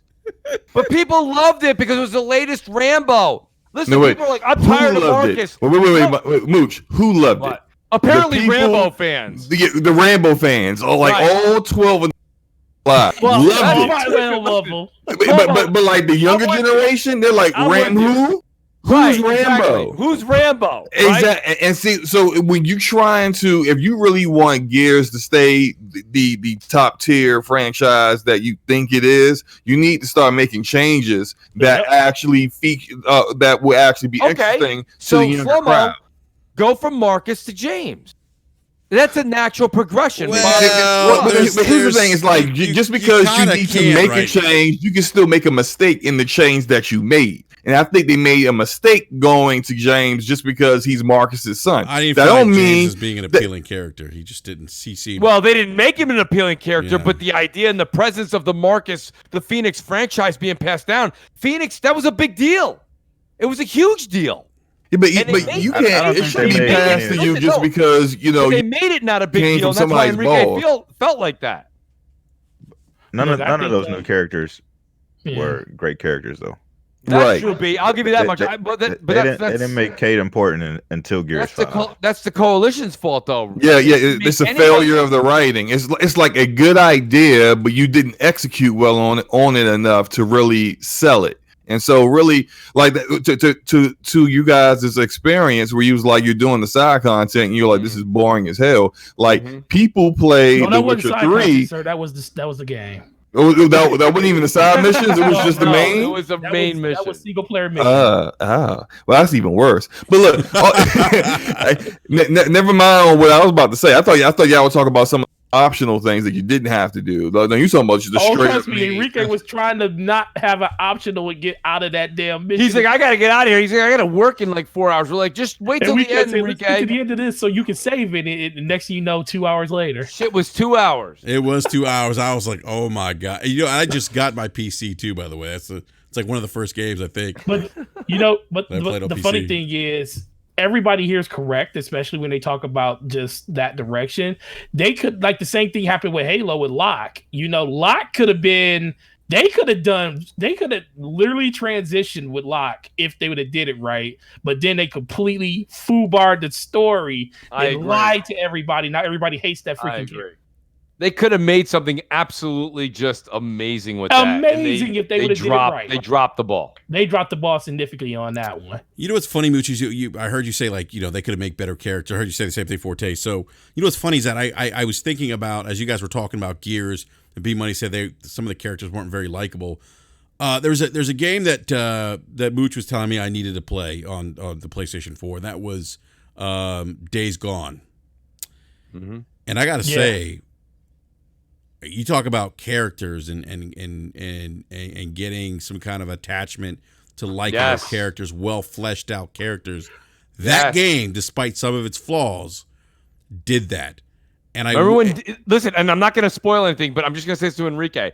When Deacon finally met back up unexpectedly with his ex-missus, right? And that whole thing goes on. Hey, you know what? The game's 2 years old now, sir, or a year old. It's not 2 years old. It came out last year. Right, well, it's not even a year It's not old. the end of the game. It's not the end. It's not even a year old, Enrique. It's not the end of the game. How dare you, Enrique? You got on me for spoiling something that happened in Final Fantasy VII. That game is older than your children. That's true. All of them. That game can rent a car right now. It's so damn old. And you had the audacity to get on me for spoiling that, and you spoiling stuff that happened not even a year old. Okay, Slimmer, let's let our guest finish his point. But the point I'm trying to make was just that the feels you get, right? Yes. When the whole I'm not going to ruin the whole thing for anyone, but all I'm saying is the interaction after the absence, you're like, wow. You're like, I was kind of pissed.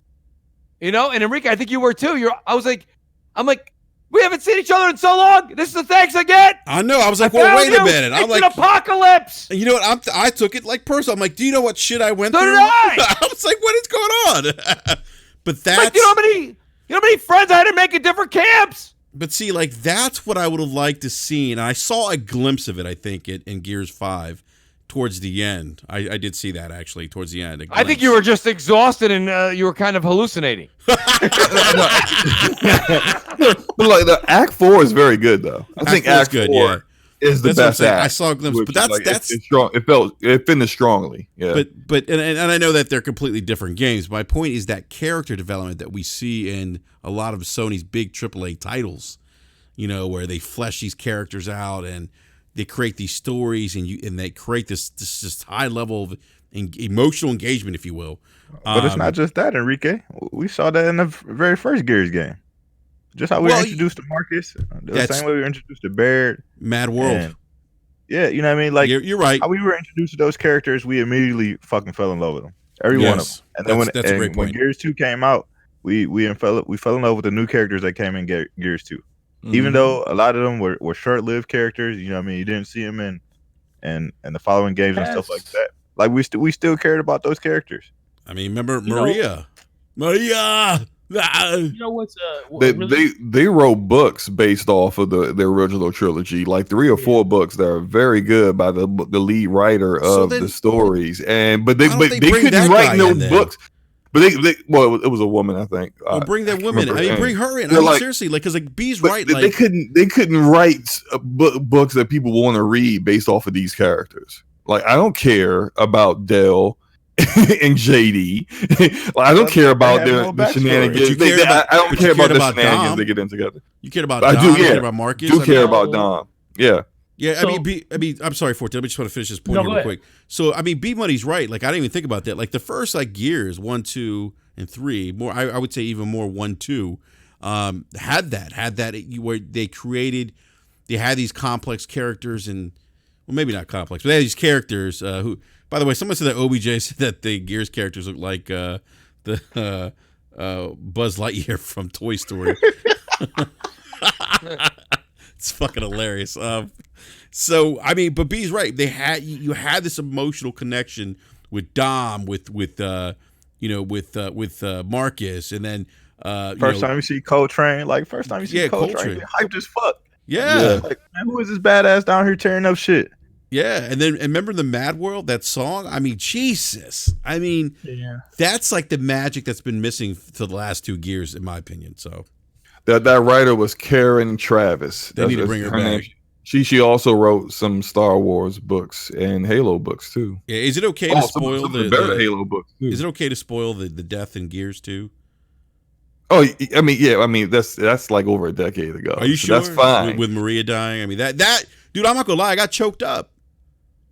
That scene, I got choked up. I'm not gonna even lie. I was like, "Oh shit!" It was executed very well because, like, if you remember it, it's like you actually think. But it doesn't make sense that she comes out and she's perfectly fine. Yeah, she's fine, and all of a sudden it's like, and then Marcus is like, "No, Dom, Dom, look again." Yeah. Marcus was like, Dom. Can you imagine having coffee with Marcus Phoenix? Yeah, your wife's a zombie. I don't know if if your eyes are you have your contacts in now. Like your wife ain't got no hair, and it was pretty bad. But no doubt. So the question I have for you guys is, what franchise actually was able to move away from their main character base in the same franchise and succeed? Because if I'm thinking about it, Halo is kind of the only one that I know that was able to pivot outside of the Master Chief story to go to Reach and go to ODST. But every other franchise, but those were one-offs. But that's what I'm saying; those are one. Yeah, and it's not like that doesn't really work because you're just talking about pop count. No. but it's like if it's a one-off, people are fine with a one-off because they still know that the very next Halo number is Master Chief. And that's what people were upset about with Halo 5, but that's why when I hear people talking about the where these stories and stuff are going and the character development, I just feel like I haven't seen a developer pivot on a beloved character base that they had at first and try to keep that same momentum going forward after they pretty much rid off the rest of the crew that was already in the first one. That's most of the main reason why Mass Effect didn't appeal to as many people, because for me, I would be able to deal with all the glitches in Mass Effect Andromeda if my Shepard was there, but I couldn't identify with that game because I'm like still thinking in my mind of the 3 games I went through with my previous character. So it doesn't feel. It doesn't. Andromeda had way too. The main antagonist was completely like mediocre. Exactly. Villain. The Ryder twins basically have no backbone. They make no decisions. You can't like the game. That game had way more issues than just. But that was just Commander Shepard wasn't there. That was like you said, they did because I played through it. They had way more issues than that. But the reason I didn't stick it out and play it like when it first came out is because of that one reason. I didn't care about what else was going on in the game because my character, the people that I cared about in this franchise aren't there. So why am I invested to play this game outside of just saying I beat it? And then after a year went by, people said they fixed some of the bugs and everything like that. I finally went back and played the game, and I was like, you know what? It wasn't that bad of a game. They still had a bunch of problems, but guess what? I still can't even feel about this game like I feel about the other ones because I was just attached to those other characters. And I think that's kind of the problem you have when you try to move from one fame of characters to another, because I don't see any franchise do it successfully and keep that franchise going. That's kind of why people need to, that's what, like the whole Uncharted thing. What is Uncharted without Nathan Drake? So that's why I think Sony really has to think about that. But of course they're going to bring it back, but when they bring it back, are they going to bring it? They're not going to bring it back anytime soon. We're probably talking about 7-8 years from now before you see another Uncharted game, which is long enough for you to kind of forget what you saw before. We're not getting enough time in between these games to say, I miss this about it. Yeah. And then you're throwing all these new characters at us that we don't care about because they're not the characters we grew up with. Yeah. And that's the biggest thing that these games need to figure out going forward. So, it's funny that Forte said that as Forte's talking about that, I'm kind of reflecting on my experience with Gears, and now I kind of understood your point, Mooch, about Kate being the new protagonist in Gears, and really not really vibing with her.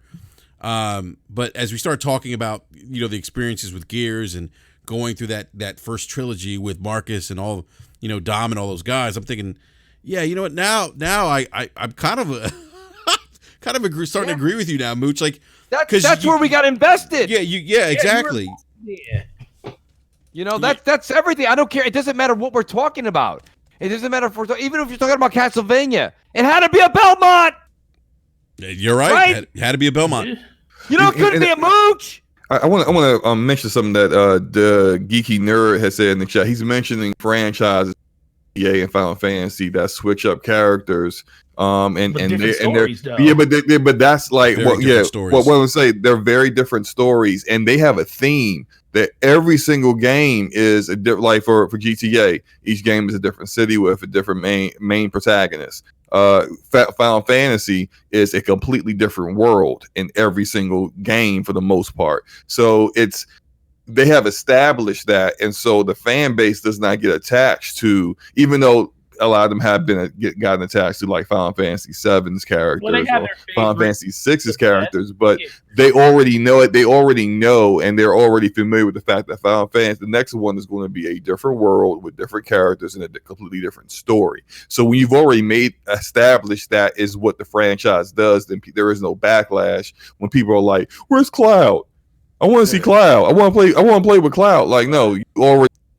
That was one game, one story. That's it. We move on to Squall, who sucked ass, but still, it was Squall in Final Fantasy VIII. So that's just how it is. Like, people know they're working on GTA 6.